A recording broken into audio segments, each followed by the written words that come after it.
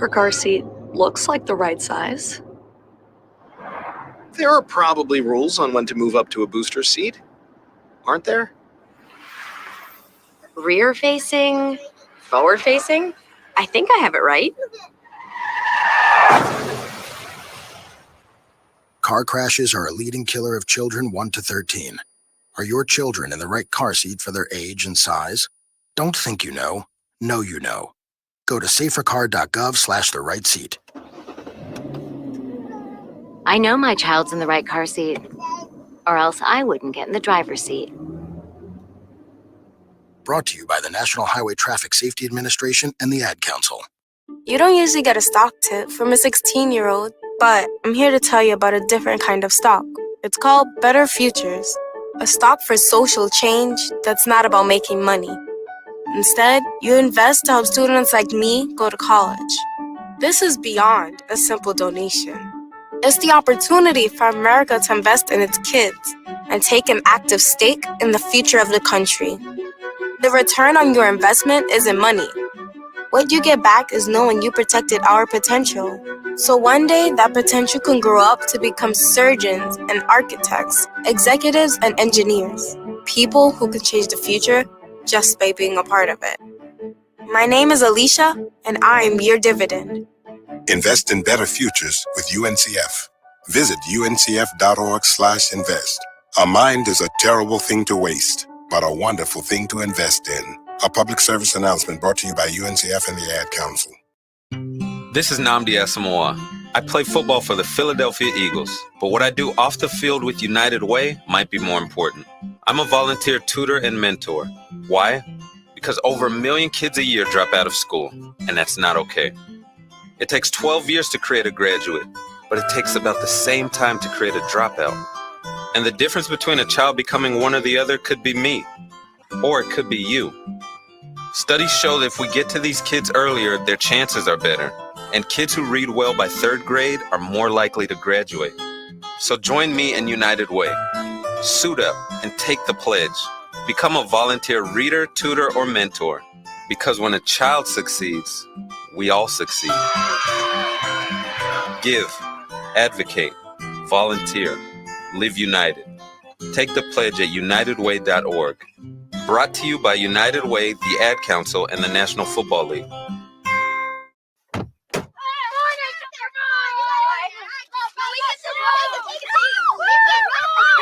They'll challenge your authority. They'll try to break your will. They'll push you to the edge of your sanity. Because that's what kids do.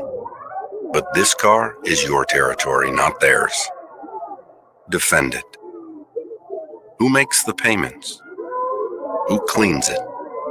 Who drives it? You do. That's who. And in here, your word is law. So when you say you won't move until everyone's buckled up, you won't budge an inch. Until you hear that click. Never give up until they buckle up. A message from the National Highway Traffic Safety Administration and the Ad Council. For more information, visit safercar.gov/kidsbuckleup. Let's go inside the mind of a 10-year-old. I should have worn those earrings today. I like those earrings. Gabby has those awesome earrings. I need to ask her where she got those, but that's just what she would want me to do. I'll have Michaela ask her for me. Buckle up, Sarah. Yeah, but then Michaela will be like, why don't you just ask her yourself? That's just like Michaela. Sarah, buckle up. Michaela's such a great name. I wish I was called Michaela. There's like a dozen Sarahs in my class. Hey, we're not hitting the road until you buckle up, honey. Oh yeah, seatbelt.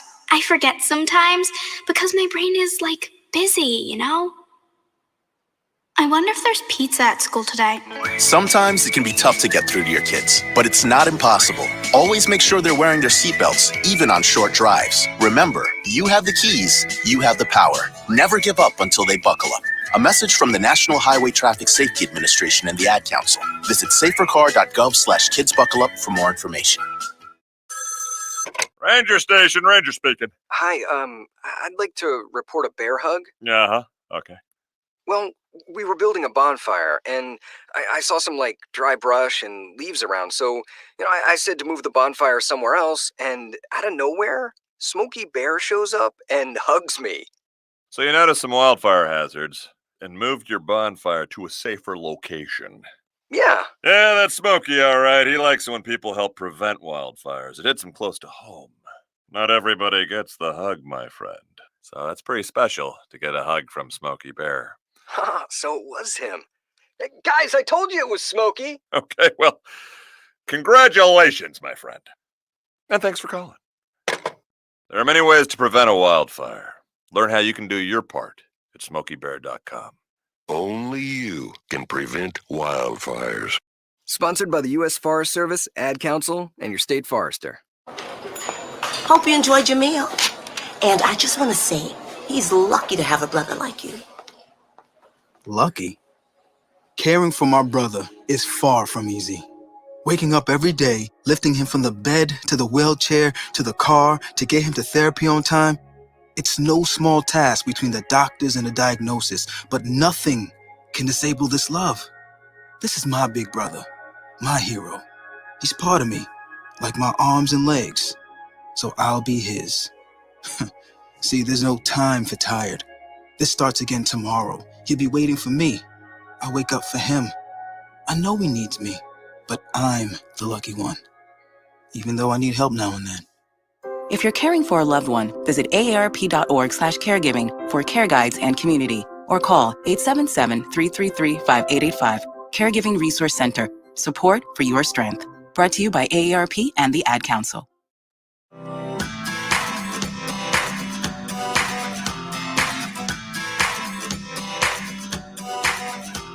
People been saying to your friend, get a different face, and posting on their feed, they're super ugly. The things they say to them online are cruel and they're not true. So tell your friend, I'll stand up for you.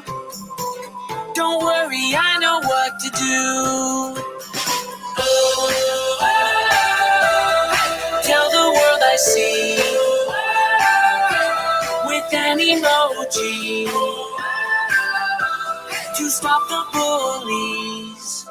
Know someone who's being bullied online? Send the witness emoji. It looks like an eye in a speech bubble, and it's in the symbol section near the clocks in your phone. You'll let the world know it isn't cool, and you'll let your friend know you care. Learn more about the witness emoji at eyewitnessbullying.org. Brought to you by the Ad Council. It may be hard to believe, but people just like you are already saving money. FeedThePig.org makes it easy. Their simple savings plan teaches you how to start saving without going overboard. So you don't need to mooch off your friends. You gonna finish that grape? You mean the one in my mouth? You don't need to stop buying the necessities. What you're smelling is a natural musk. Ew. You don't need to be a medical test subject. How do you feel? Mostly okay. Sometimes, though. You don't need to get a second job as a stuntman. We need a new stuntman.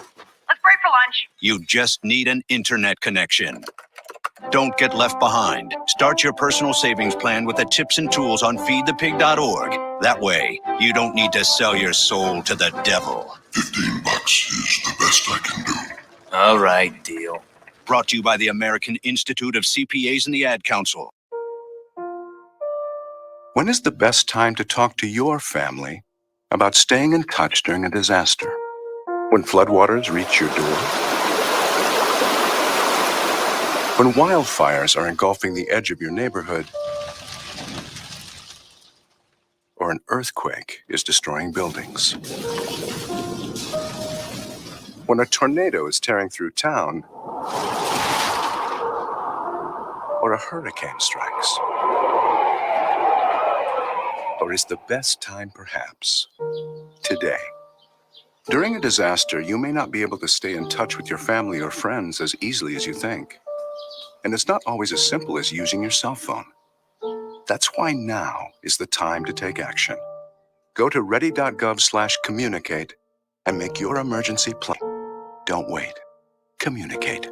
Brought to you by FEMA and the Ad Council. Hi, this is Terry Crews. actor, former football player, game show host, father of 5, and all-around big dude. I'm also an expert on drama. I know all kinds of drama. There's the good kind that comes with having a house full of kids. There's the bad kind like season-ending injuries. There's the necessary kind like having an agent in Hollywood. And there's silly drama like the drama around my percolating pectorals. And then there's the drama you can skip. Skip the drama that comes with not having your high school diploma or equivalency. Find free adult education classes near you and finish your high school diploma. Visit finishyourdiploma.org. Or text diploma to 97779. Message and data rates may apply. Reply STOP to opt out. That's diploma to 97779. And leave the drama to actors like me. Brought to you by the Dollar General Literacy Foundation and the Ad Council. It's the Worldwide Sports Radio Network. What are you talking about? No, it's not him. There's only one more. There is only one more. That's it. One more. Get a rest! No! They saw your team put up zero effort. Wake up! Remember in the old days they used to have oxygen for them. Where's the oxygen? Play like absolute just garbage. This is the Sports Loudmouths. Yay! Man, can you keep it down? I'm trying to introduce here. With Errol Marks and Speedy Beatty. You're not even a has-been. You're a never was. You're a never was. We are back, ladies and gentlemen. As you know, this is a new show of the Sports Loudmouths. You can call us at 631-672-3108 is the number. You can go to our website at www.worldwidesportsradio.com. Download our app on iOS, WWSRN, or Android, Worldwide Sports Radio Network. I said Android. By the way, I had somebody made a dare with me before the show, and I lost the dare. I lost the bet. So I am now doing a show in just my boxer shorts and a T-shirt. Oh, God. So just for everybody to know, I am sitting right now in the studio with just my boxer shorts on and my T-shirt. Just so Speedy, you know. Yeah. But you can't see me because I'm on the other side. Thank God. But if you want to see a show, I could give you a show. I am not wanting to see all that. Why not? You can keep that area of your your body. something you've never seen before. Yeah, I know. You can keep that area of your body to yourself. Well, I'm wearing boxers. I'm not naked. That's fair. But still, it's a little too close. Well, we have a great show lined up for you guys. At 9:30, we'll be talking to 4for4 football sports betting manager Connor Allen. He'll be joining us. We'll get into a little bit of football with him and sports betting, how it's changed the market and changed New York as we see it today, and what we're going to be seeing it in the future. At 10 o'clock, we'll be talking to Pro Football Focus and Sirius XM Fantasy Football radio show host Brian Drake. He'll be joining us again. He was great the last time we had him on the show. I would say right at the start of NFL free agency. It was a while ago. Yeah. I put my earphones up a little bit better, Speedy. There you go. Topics we're going to get into today. James Harden takes $15 million less to re-sign with the Sixers on a 2-year, $68 million deal. Not surprised about that. Jazz now shopping Donovan Mitchell. Where is Jeff when you need him? Because I remember last week somebody was attacking me all show that, I thought Donovan Mitchell wasn't going to get traded. I thought he was going to get traded to the Knicks. Now you're going back on it. Well, Donovan Mitchell is now possibly a trade target for quite a few teams in the NBA. The Nets reach out to teams, including the Celtics and the Pelicans, for the KD trade. So we'll get into that. Insiders believe there is zero chance Patrick Kane will return with the Blackhawks. Where will he be traded to? So the Rangers have been a hot topic and a hot team for Patrick Kane. Very interesting. Malkin hits free agency, ends his career with the Pens. So an end of a dynasty, a 2-time champion with the Pittsburgh Penguins. So may he rest in peace. I'm just kidding. Zach Wilson, we will get into that. The Zach Wilson saga, which I don't believe, but we'll get into the whole Zach Wilson thing, which is very, very interesting. It's an interesting story right now here in New York. Seahawks now the lead to get Jimmy G. So Jimmy G is going to be free, possibly to go where he wants. They could release him before OTAs start, full padded OTAs. I don't know. But we will get into that a little bit later in the show as well. And could Deshaun Watson only be suspended for 6 games? So the only clowns around here is Snug and Jeff, because I seem to remember when I said Donovan Mitchell was hanging out with Knicks, hanging out with some of the Knicks players, and then Danny Ainge comes out. You know what? Why don't we get into that? Okay, because this is so filling and refreshing for me, okay, about this whole Donovan Mitchell thing. And the only clown around here is Jeff, okay? That's the clown. And Speedy, do not answer the phone. I want to get through my monologue. I do not want to hear this clown open up and say the stupid things that come out of his mouth because he's an idiot, okay? All right. Donovan Mitchell, all right, it was the hottest player up for grabs going into the offseason. Nobody knew KD was going to be available. Nobody knew. Well, a lot of people thought Kyrie might be available, but not where he is today. And Donovan Mitchell and obviously Rudy Gobert were the hot players that weren't free agents that could be traded in the offseason, being that the Utah Jazz were looking to rebuild and change the faces of the organization. Danny Ainge became the president last year, and he wants to move pieces to rebuild the team where he feels fitting, where the team could go in the future.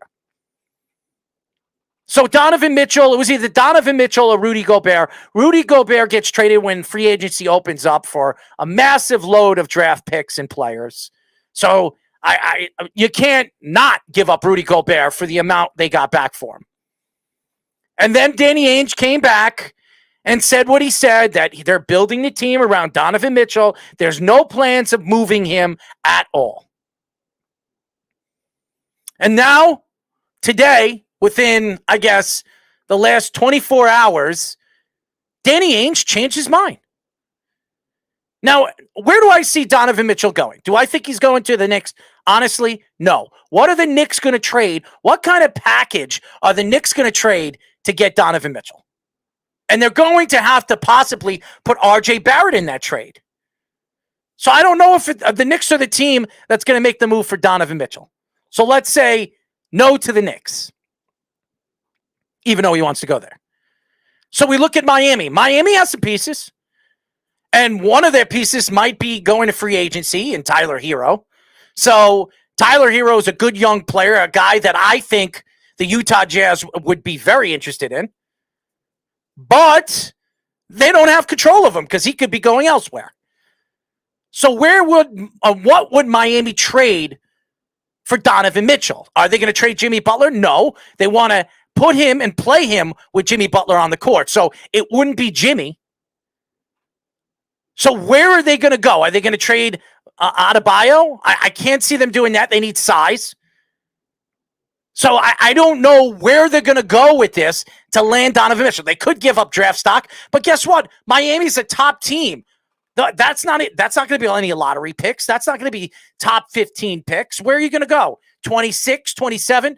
They're not going to want 4 or 5 mid-20 picks. So I can't see Miami. There is a team that really stands out to me. Now, we were talking about Kyrie going to them because it makes a lot of sense because Jason Kidd is the head coach over there. He's a big fan of Jason Kidd. And there is some talks that Kyrie could be heading over there to Dallas. There's a possibility. Over the weekend, there were stories coming out. But why not Donovan Mitchell? Donovan Mitchell and Luka Doncic on one team. The dominance over there on the West Coast, with all the dominant teams, from the Golden State Warriors, from the Phoenix Suns, to the Lakers, to all those teams that we're talking, even the young ones like Memphis. You put Donovan Mitchell with Luka Doncic, you're talking about the best 1-2 tandem in the NBA. Now, if you look at their salary cap, I don't know where the cap is over there with Dallas, But they got some young pieces, and they've got a lot of draft stock. They only have one more pick they're giving to the Knicks, which is not going to be a lottery pick next year. So they're going to get their picks back. They could give up 4 or 5 picks for Donovan Mitchell and maybe a couple of players that they have, some of the players that they drafted over the last few years. I look at so many different teams that have so much salary room to get Donovan Mitchell. And there are other teams that have better pieces than the Knicks do, than Miami does. Maybe Phoenix. $8.4 million they have cap right Yeah, now. so that's not enough. They're going to have to move pieces to get Donovan Mitchell. Maybe Phoenix. Maybe a sign and trade with DeAndre Ayton. That would be a good move for them. They need a big man. They lost a big man. So maybe Phoenix would be a good team. They trade away Bridges and whatever they were offering the Nets. I would think that the Utah Jazz would take that trade. Could you imagine Donovan Mitchell, Devin Booker, and Chris Paul on one team in the Western Conference? Now, I don't know where Donovan Mitchell's going to go. There were 3 teams that were on his wish list. The Knicks are one of them. How about Donovan Mitchell getting traded for KD? That would make a lot of sense. Now, I don't know if Utah wants an old KD. They're not really ready to win now, but Danny Ainge loves KD. Absolutely loves him. He loved him when he was running the Celtics as the GM over there. Now that Donovan Mitchell is available, maybe Danny Ainge pulls the trigger and gets KD finally. What are they going to have to give up? They're going to have to give up a hell of a lot more than Donovan Mitchell for KD, because even though Donovan Mitchell is still a younger player, KD is a better player. And Donovan Mitchell wants to go to a team that he wants to go to. And if he doesn't go to the team that he wants to go to, he's not going to play. Another team that really stands out, maybe if they trade DeRozan and maybe Kobe Ball. White or Lonzo Ball. Yeah, one of those guys. Chicago. A team that he obviously grew up a Michael Jordan fan. Who hasn't? Why not go to Chicago and be the savior of the Chicago Bulls that haven't won a championship since Michael Jordan and that era? I don't know where Donovan Mitchell is going, but I told you guys, and I took back what I said about a week ago, and obviously Jeff calling me clown and saying, "Oh, I thought you said he was going to go to the Knicks. I thought you said he was going to be traded." Now all of a sudden, and now what happens? A week later, the story comes out that they're taking offers, which means Donovan Mitchell could be on his way out from Utah. So who's the clown now? Okay, so I don't care what rumors are said and what Danny Ainge has said over the last couple of weeks, a couple of days, a couple of seconds, couple of minutes. Who cares what Danny Ainge has said? Danny Ainge is trying to rebuild the Utah Jazz, stamp his name to that organization, just like he did with the Celtics and just like he did when he was a basketball player in the NBA. How many times did he say all those things with the Celtics too? So, Jeff, you should be used to the stinginess of Danny Ainge and have it take over the way he operates trades. Danny Ainge tries to fleece teams, and he did that already so far with Minnesota that we know of, assuming those guys develop and stay healthy and stuff like that. That's why I didn't think he was going to get traded after that either. I was wrong on that, and I was wrong initially. I thought he was going to be traded to the Hawks. They traded for DeJounte Murray instead, so they're now out of the sweepstakes as well. So they hurt themselves. Yeah. Utah hurt themselves when Danny Ainge came out and said that he's not available. Now, all of a sudden, he makes him available. So there's only really 3 or 4 teams that he probably wants to go to, and there might only be 2 or 3 teams that he hasn't mentioned that would probably trade for him because they have a chance of winning a championship. Yeah, that'll be the tough thing to know, is the teams that maybe weren't expected to initially because, one, they weren't big spenders in free agency, or they were thought of as younger teams, like you were saying, with a team like the Grizzlies or a team like the Mavericks, that the Mavericks don't have the salary cap the Grizzlies do right now. They only have 1 max contract on their roster right now. They will have to pay John Morant still, but still. Dallas, we'll see what they do. I think the Grizzlies also a great team to go to. Could you imagine him and John Morant on one team? Oh my God, they would be fun to watch. And you remember when Eric Hasseltine was on the show last week too, he was mentioning that John Morant had that big injury bug right in the middle of the season too that it looked like was going to hinder them, and they end up playing well without him. So why not have a guy like Donovan Mitchell even help out even further too? And also we'll take off the load off Ja Morant too. Same kind of thing with Luka Doncic and the Mavericks too. Both Seth Partnow and Bo Estes mentioned how Luka Doncic was the highest guy, they had the highest percentage of the time with the ball. Highest in his hands. touches, Yeah, yes. with the ball in his In hands. the playoffs. So and you don't want that for a young player to wear them out that quickly and have him to do everything, which honestly Luka Doncic has to do at this point in his career. So I think Dallas would be a great fit for that kind of thing to work. An attacking point guard to go along with Luka Doncic, who could shoot very well, great range and huge height, and counters with Mitchell well. Is a quicker, again, he's physical for his size, but still on the smaller side, 6'2", and Luka Doncic can expand his shooting range a lot more too, where they could have him score. And listen, we're not spreading rumors. We don't know where he's going. We don't know what team is going to offer him the most for the heir of Donovan Mitchell, and I mean heir. Okay, but I look at the big picture right now and where all these teams that are going to probably be gunning for Donovan Mitchell, who is going to give Danny Ainge a slew of draft picks? Because that's what Danny Ainge is going to want. Danny Ainge is going to want 5, maybe even 6 first-round draft picks. They got 4 and a 5th-round swap for Rudy Gobert, okay? Rudy Gobert, who's one of the best defensive players in the league. He's a decent offensive player, averages about 14, 13 points. Not the best. He's plainly a perimeter shooter and a paint player, and he's an okay free throw shooter. He's nothing. He's more of a defensive player. Right. He goes to the Timberwolves, and you got a slew of players and a slew of draft stock.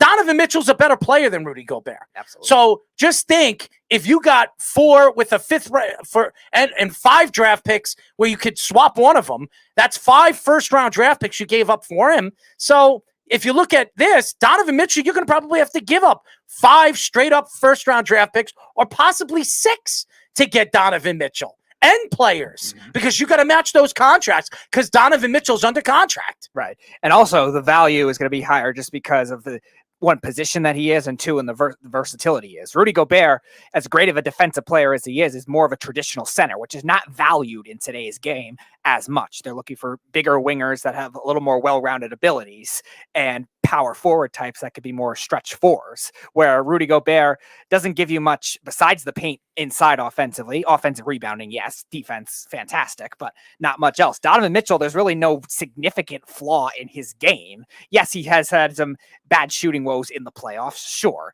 but he's also had some great stretches where they've beaten good teams as underdogs in the beginning of his career when Utah was not supposed to go anywhere, and they hung tough with the Warriors. They beat the Clippers a couple times when they were loaded.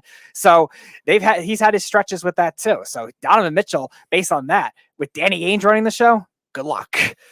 And then there's KD, which the story just gets bigger and bigger. And over the weekend, the Brooklyn Nets reach out to the Celtics and are talking to the Celtics for possibly making a trade. And I knew as soon as I heard the Celtics getting involved with this, there was no way the Celtics were going to trade Jason Tatum, Marcus Smart, White, and I think 3 or 4 first-round draft picks for KD. I couldn't.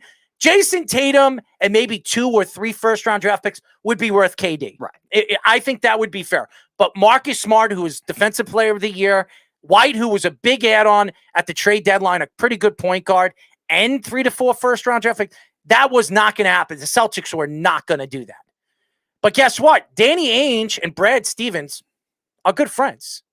They really are. Now, would you, if you were a Boston Celtics fan right now, would you trade Jaylen Brown for Donovan Mitchell? Would that be the missing piece that could take you over the top next year in the playoffs?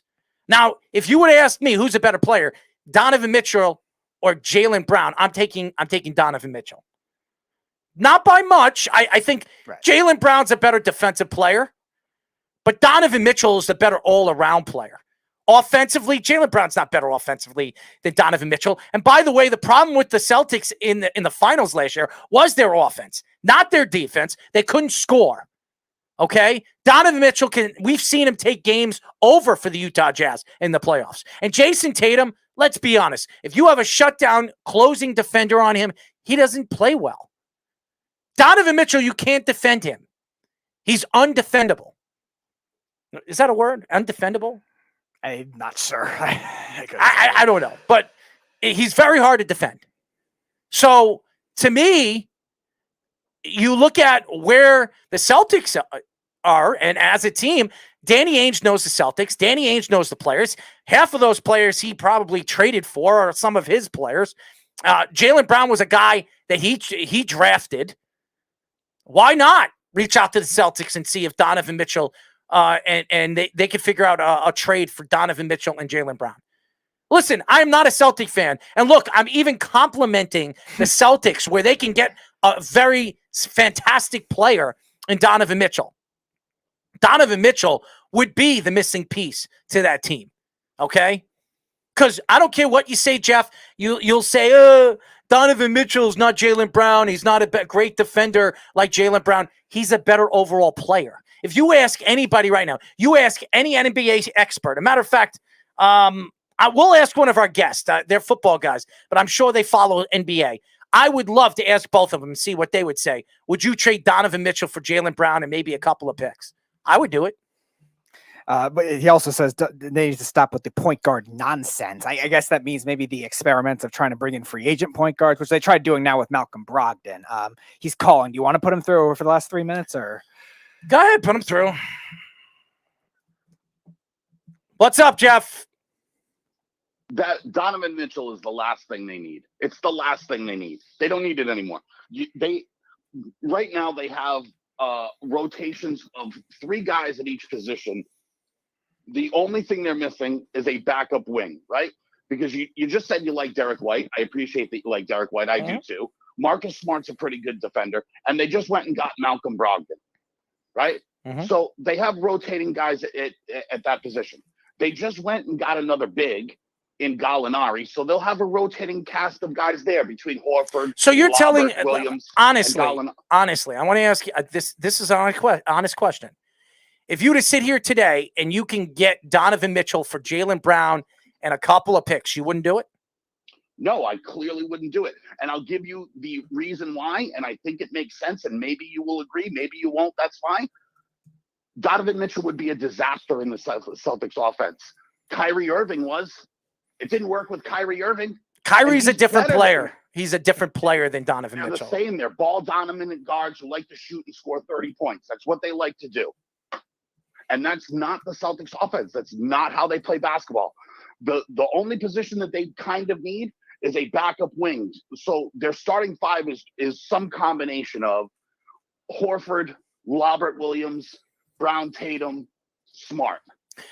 Well, what happens is when one of Brown or Tatum comes off the court, they lack some scoring in there, and that's what they need is a backup wing. Because with the rotating guards, Brogdon will be coming in or White will be coming in, and they can get to the basket, they can score a little bit and whatever, but they need that backup wing.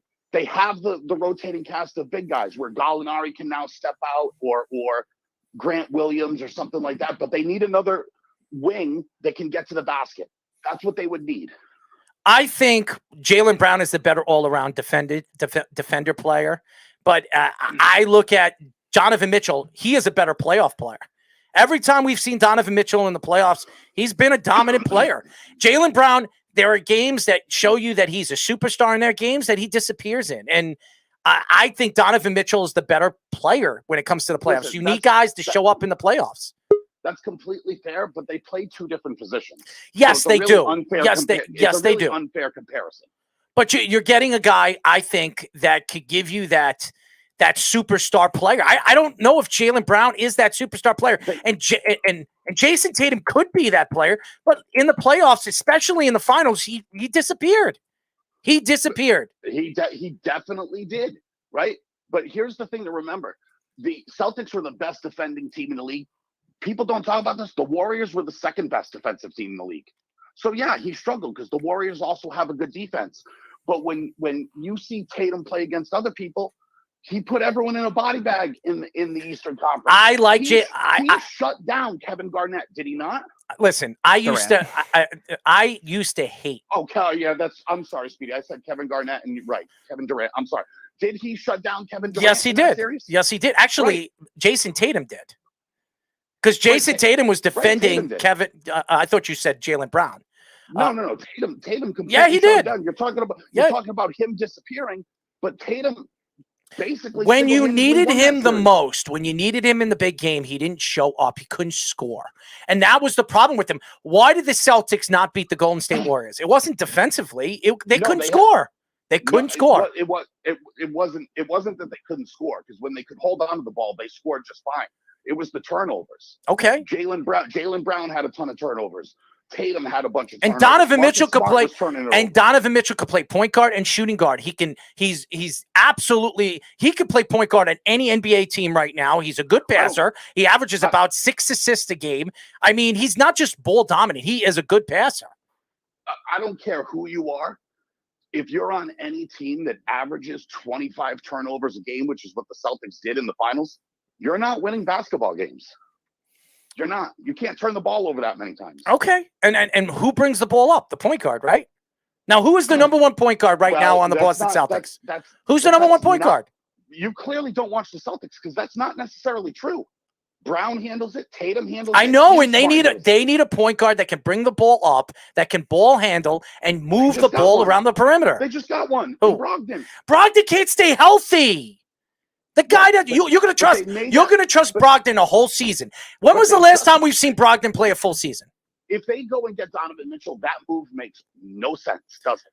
Well, here's the thing. Yeah, maybe it does, because if you could trade Brogdon and Jaylen Brown and not have to trade any picks for him to get Donovan Mitchell in there to play with Jason Tatum, I think that's a good trade. He's never played a full season. The most was his rookie year, 75 games. He's never played a full season. I wouldn't give up. For me, it's a non-starter giving up either. How many playoffs appearances did Brogdon play in? All 3 years with Milwaukee, and then I think one with the Pacers. They were a play-in team, so 4. How many years?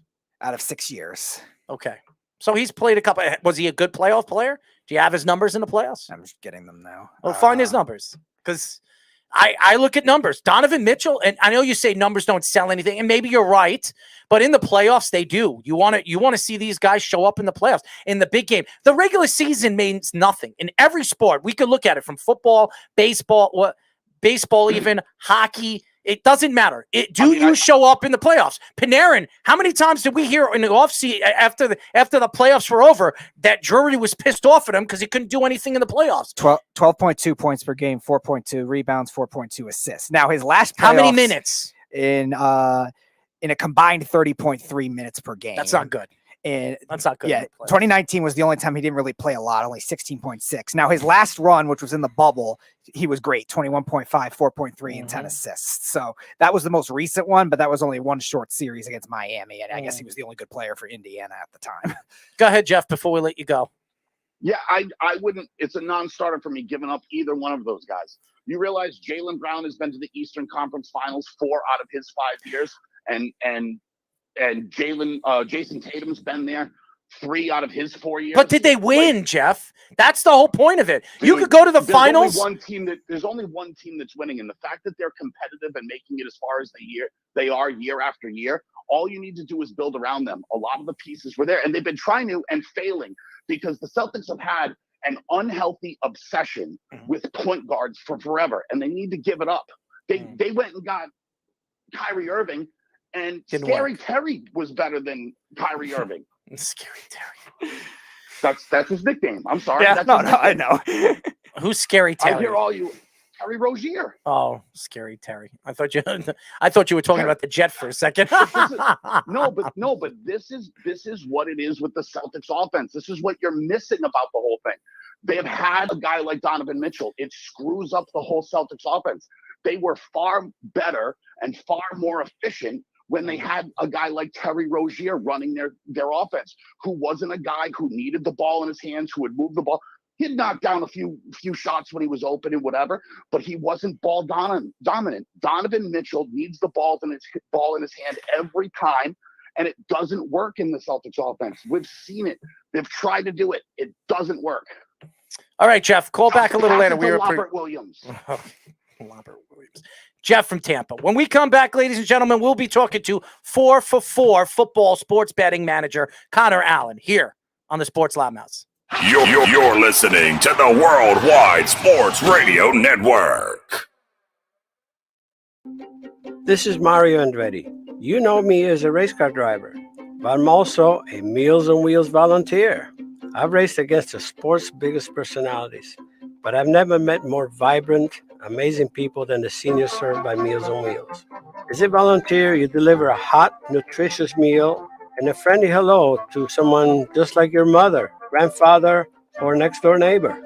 These seniors are inspiring people with incredible stories to share, and they love to see you. The smiles you get back are priceless. Delivering with Meals on Wheels is easy, and you don't have to drive like me for it to be quick. You can volunteer your lunch break once a week or just once a month. With 1 in 6 seniors facing hunger and many more living in isolation, your lunch break can make a real difference. So, America, let's do lunch. Volunteer your lunch break at americaletsdolunch.org. This message brought to you by Meals on Wheels America and the Ad Council. You're listening to the Worldwide Sports Radio Network. This is the Sports Loudmouths. 631-672-3108 is the number. You can go to our website at www.worldwidesportsradio.com. Download our app on iOS, WWSRN, or Android, Worldwide Sports Radio Network. You know, Jeff, I do love Jeff. I like his takes on his Boston Celtics. Anything Boston, you can go to Jeff. He'll give you the information, and he'll go back and forth, especially if he doesn't like any rumors or trades that I bring up that it makes sense. And it would be so funny if Donovan Mitchell gets traded to the Celtics. It'll be so funny because it'll piss him off, and I'm going to tell him I told him so. But nevertheless, we have our first guest. Looking forward to getting him on. We are now talking to 4for4 football sports betting manager, Connor Allen. What's going on, Connor? Not much. How you guys doing tonight? Appreciate you guys having me on here. Absolutely, man. We really appreciate you joining us. I know you're a very busy man as, the NFL is around the corner. We're talking about OTAs soon. Free agency is over. The draft's over. So before we get into how were you and your family with this whole COVID situation? You guys good? Oh, yeah. Pretty solid. I mean, so I actually went to the NFL draft myself in Vegas and I had dodged COVID up until then, but I went to the Gronk beach party and picked up COVID there. So, I mean, obviously we ended up okay. I came on the other side, but yeah, like Gronk was there. Kelsey was dancing on stage with him. Debo was there. Russ Westbrook was all there. It was pretty cool to see them all just like hanging out, partying. And obviously the draft atmosphere was great as well. But yeah, that's, in a nutshell, basically my COVID story. Dodged it until then, let loose a little bit and wound up okay. We all knew that Gronk was a big virus. So there you go. You probably got it from him. Anyways, why don't we get into it? How was the draft? What really stood out to you in the draft, especially in the first round? Yeah, I guess some of the biggest points here were how many wide receivers went early. I think we saw 5 wide receivers go in the first 15, 16 picks there. We saw Hollywood Brown get traded to the Cardinals. We saw A.J. Brown get traded to the Eagles. And beyond that, I think at the top of the board there, we saw Travon Walker end up going number 1, whereas Aiden Hutchinson was like, the pretty consensus number 1 up until 2 weeks before the draft. Thankfully, I was able to get down a good amount of money on Walker number 1. Prior, heard some rumors about him potentially going number 1. Then the media confirmed it, a couple of days later. So was able to get some money down on that, as well as a bunch of other stuff there. So it's a profitable draft. Overall, not super exciting because the quarterback talent wasn't there. There wasn't that many skill players that went in the first round outside of wide receivers. Obviously, no Why running is backs. That? Why is it? If a quarterback, if there's no big quarterback involved in the first round, it's not a good draft. Everybody says, oh, it's not a good draft. And people are trading away picks and moving players in the first round. They always say that. And usually when they say that, those drafts are already, you find really, really good players, all pros and future Hall of Famers. I remember the last time they said that, I think, Speedy, when you started, what was it? It was 2017. Was my first year here. So I think it was 2018. They said the draft was going to be a terrible draft. No, it was 19, the year after the Daniel Jones, Dwayne Haskins, that draft. Right, and that draft was a pretty good draft. I mean, they found players in the 2nd and 4th and even 5th round. And in the first round, there were a couple of pretty good players in the first round as well. So I don't believe every single time, and even before Speedy was here, I think it was 2011 or 2012. 13 was a horrible draft, and then I think 2016 was the other one that people were questioning because of the Dawson quarterback. Wentz, And then remember the quarterback class with Josh Allen, Sam Darnold, Baker Mayfield, Lamar Jackson. Besides Lamar and obviously Josh Allen, that draft was not a loaded draft when it came to quarterbacks. When they said that was going to be one of the best quarterback classes since 2004, when the Eli Manning draft, where Eli Manning, Phillip Rivers, and then obviously Ben Roethlisberger, and then obviously what's his name again? Tony Romo, who wasn't drafted, undrafted player. So that was a pretty good draft with quarterbacks. That was the last great one for Hall of Famers. So I don't understand that. I'm sorry I cut you off there.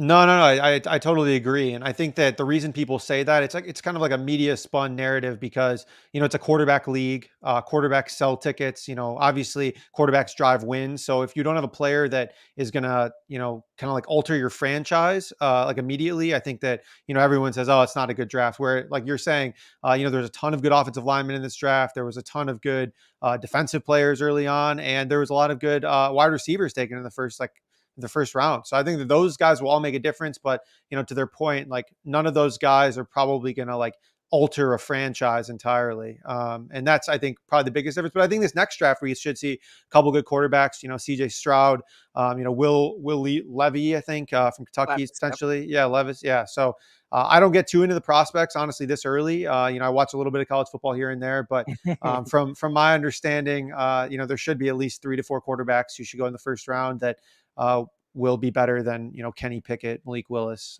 this class. Before I get to my question, I wanted to ask you mentioned Deebo Samuel. You were at a party. Were you at that party where there was a band that was saying, stay in San Francisco, and Deebo was actually there and they didn't know it? Were you at that party? It was one of my friends did hold up a sign that said like, pay Deebo the bag, like, those little phone things. Yes. And he was like nodding. He was like nodding and was like, yeah, it wasn't the one you're talking about. I know where they were like, he was at that party and like, like he got pissed or something like that. We weren't at that party, but it was something similar where he did have like a pretty clear reaction of nodding his head, being like, yeah, like they better pay me, Gotcha. So my question is, that you being a betting guy, I know that they make a lot of season bets with awards, Rookie of the Year, MVP, stuff like that. So your experience at the draft and also the locations that they ended up being drafted to with those wide receivers in particular, is there any one that you like the landing spot in the most where you would favor them in a potential like a Rookie of the Year type bet or a Pro Bowl type bet? Yeah, I mean, so the Rookie of the Year stuff is pretty tough. So it's not like a full quarterback award, if that makes sense. So Kenny Pickett right now is the favorite, obviously the one that's slated to get the most time. But we actually had a Steelers beat writer on, and he said that Mitch Trubisky is like, pretty much guaranteed to start week 1, barring a terrible training camp. So he said that Kenny Pickett is actually going to be competing for the number 2 job with Mason Rudolph. And I find that kind of laughable, but he had a lot of conviction in it. From what he had seen, that was what is going to happen. So I'm not betting on Kenny Pickett to be a Rookie of the Year. I think that there's some more value down the board. Guys like a guy like Treylon Burks could come and have a big impact, but he's having like asthma, conditioning issues. I don't know, something weird going on in minicamp. Again, I think that this will be something to watch in training camp. You can probably make better bets then because there's just so much fluctuation with these wide receivers about what's going on and what we're hearing. I haven't made anything too big on that market, but there are some interesting long shots on the board with like running backs and as well as, like if you want to take a quarterback like Malik Willis or Desmond Ridder, if you think either of them see time, I mean, they're like 16, 20 to 1, in that range. So if you think they somehow went see time, then that's worth a stab. We are talking to 4 for 4 football sports betting manager, Connor Allen. Connor, the New York Jets, a lot of people thought won this year's draft. I mean, they made a lot of moves. You saw what they did. They got a 2nd and a 4 for Sam Darnold. Now Baker Mayfield goes over there to Carolina. He might lose his job, and Sam Darnold could be on a scrap heap before you even know it. So it's crazy to say that. So he got a 2 and a 4, and they only got a 5th for Baker, which is crazy. So what did you think about the Jets when it came to the defensive player in Sauce Gardner? Then they brought in Garrett Wilson, and then they moved up to get Jermaine Johnson. What were your thoughts when they made all those moves in the first round? Yeah, I mean, I think there's no denying that they made an impact on this draft. They had a good draft, but at the same time, and I think that the entire team pretty much rests on Zach Wilson and him getting better, because you can have all the pieces you want. If Zach Wilson doesn't take a step up from last season, I mean, it doesn't matter, because he was downright bad in most scenarios.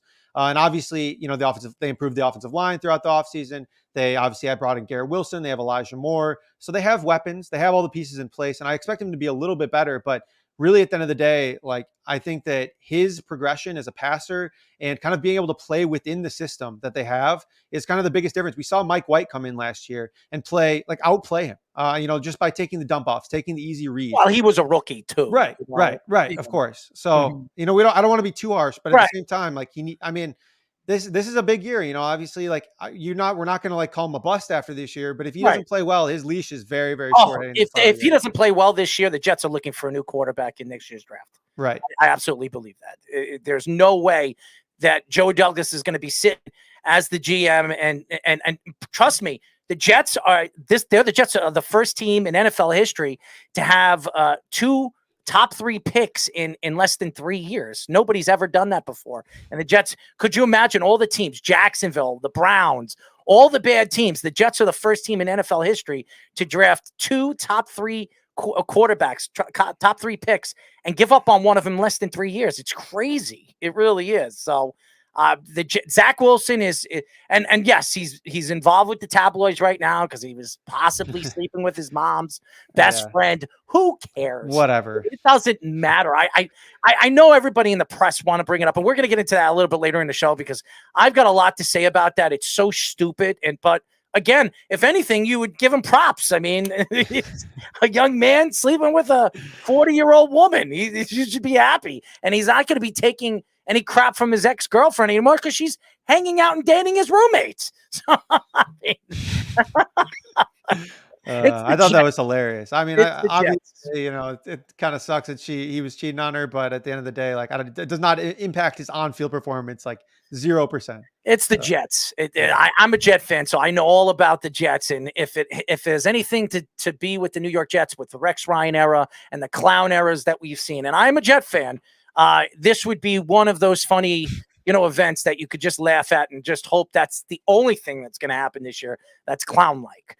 As everybody knows, we are talking to 4 for 4 football sports betting manager Connor Allen. So I want to go back to the wide receivers because a lot of them got traded some of them got traded this offseason. Devontae Adams, Tyreek Hill, and also A.J. Brown, like you were mentioning, and then others are looking for new contracts. So do you see them being like the second priority position now, the way they're getting paid and the way they're getting leverage now in terms of like power to force their way out in getting traded? Yeah, I mean, I think so.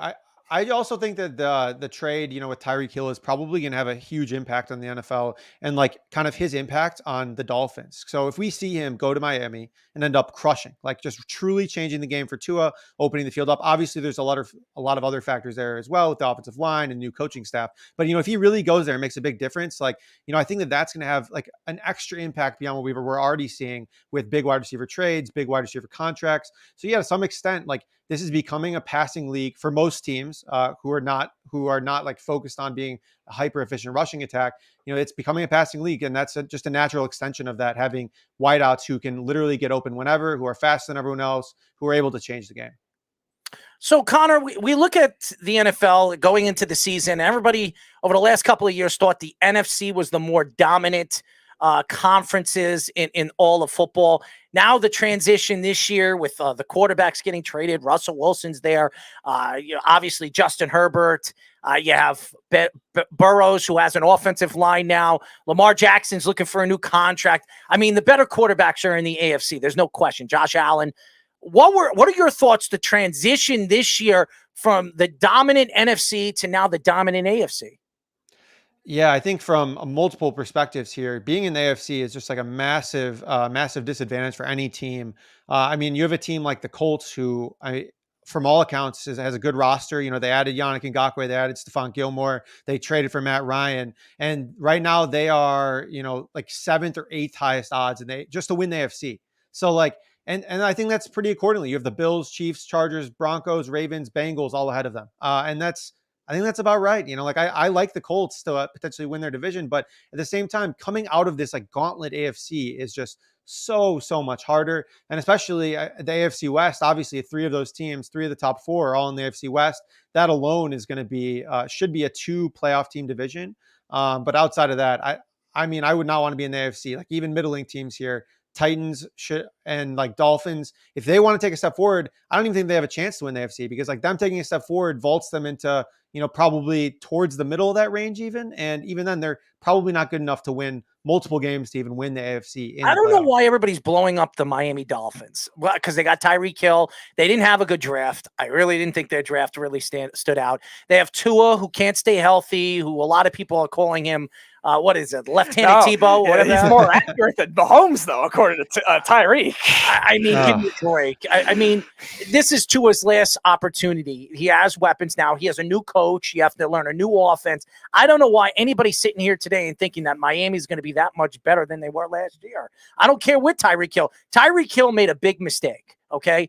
I understand he wanted to go, and he probably would have been better off with the Jets than going to Miami. I don't know why he would think that he would fit over there in Miami better than he would fit in New York. But by all means, if that's where he wants to go and he wants to play with a quarterback that, quote unquote, has better accuracy than one of the best quarterbacks in the league in Patrick Mahomes, well, good luck over there, because I think you're going to be sitting there and being very upset and talking on your podcast, just like Draymond Green does every single other week, talking crap about other players because he can't talk about his own. So it's just ridiculous. It's Draymond 2.0. He is ridiculous, just like Draymond Green. Two idiots. Okay, they should be on a show together. Two idiots. That would be the great podcast. Two idiots. Anyways, so we were talking about the AFC being stacked and all the different combinations of teams that could win divisions. From a betting perspective, is there a value that you like in terms of maybe a team that's not getting enough credit where you could get better odds off of that kind of thing and make more money at the beginning of the season? Well, there's a team that I'm kind of like playing a wait and see approach, and that's the Denver Broncos. I think that that's a team that might struggle early on, potentially just like kind of getting everything together with Russell Wilson. But if they hit their stride, I mean, they're one of the best teams in the league. And I think Russell Wilson is good enough to be able to elevate all the weapons they have, which I think is a pretty underrated group. If Jerry Jeudy can stay healthy, Courtland Sutton can stay healthy. You have Tim Patrick, who I think is a super underrated weapon that they paid in the offseason. And then Albert Okwuegbunam, the super athletic tight end for them. I think that all those guys really can mesh with Russ and potentially be pretty lethal offense. And then defensively, that Randy Gregory should be able to get a little bit more pressure on the quarterback. So I think that the Broncos are lethal, and that if you waited a little bit, right now you're looking like 10-1 at PointsBet is probably the best odds. I don't think that's bad, but I think you could probably get a little better odds if they stumble at all during the season, which obviously their schedule is pretty tough playing in the AFC West as is. So we are talking to 4 for 4 football sports betting manager Connor Allen. Connor, the NFC East is very interesting because that could be the worst division in all football now. And who would have thought that when over the years you had the Cowboys that were pretty good, not great, the Washington football team, now the Commanders, whatever they call themselves. They have Carson Wentz now. They have a couple of good weapons, wide receivers. They just signed their wide receiver. They could be decent this year. Who knows? The team that really stood out so far this offseason is not the Giants. We know the Giants are probably the worst team in that division. It's the Philadelphia Eagles. The Philadelphia Eagles had A.J. Brown. Jordan Davis is a beast of a man. You put him over there. You brought back Brian Cox. I mean, this is a good defense. Their secondary was weak going into last year. They added some secondary help in the draft and some free agents. Bradbury, yep. Yes. Yep. So what are your thoughts to the Eagles this year? They were a playoff team. They could be even better this year. They could be one of the best teams in the NFC. Oh, yeah. So I actually, from the get-go, as soon as the draft, I hit their over win total, which was at 8.5. It's now 9.5. Still lean over there. You can also bet them to win the division at plus 200. Absolutely. I think that that's a great bet. That's still one of my best bets probably on the board. You mentioned all the great additions they made. Right now they have projected like one of the top pass blocking offensive lines in the league. They, bolstered their defense. And I think to your point, I think that they have a better roster than the Cowboys at this point. I think and the Cowboys win total is 10.5 and they're favorites in the division by a little bit here. I think that the Eagles are very capable of winning and I like them too. They also have the benefit of having a pretty soft schedule, like one of the top 5 softest schedules in the league. So I think that this is a good spot to buy some Eagles futures. The Cowboys never make the playoffs in back-to-back years either, so they'll find a way to go 8-1 or something like that and just miss out. So I wanted to ask, I saw on your Twitter you do a little bit of fantasy content as well in addition to your betting. So is there a guy that you think could be a very big sleeper for them this year? Maybe the big time, like who's the Cooper Cup of last year, maybe for other positions. That was too. not a big time. We knew Cooper Kupp was a good player. Yeah, but he was like a 6th, 7th round pick, and who's is years there anyone ago. you think of being that guy? Well, Cooper Kupp. What are you talking about? For In fantasy, yeah. He was a 6th or 7th round Projected pick? wise, yeah. Really? Mm-hmm. Last year.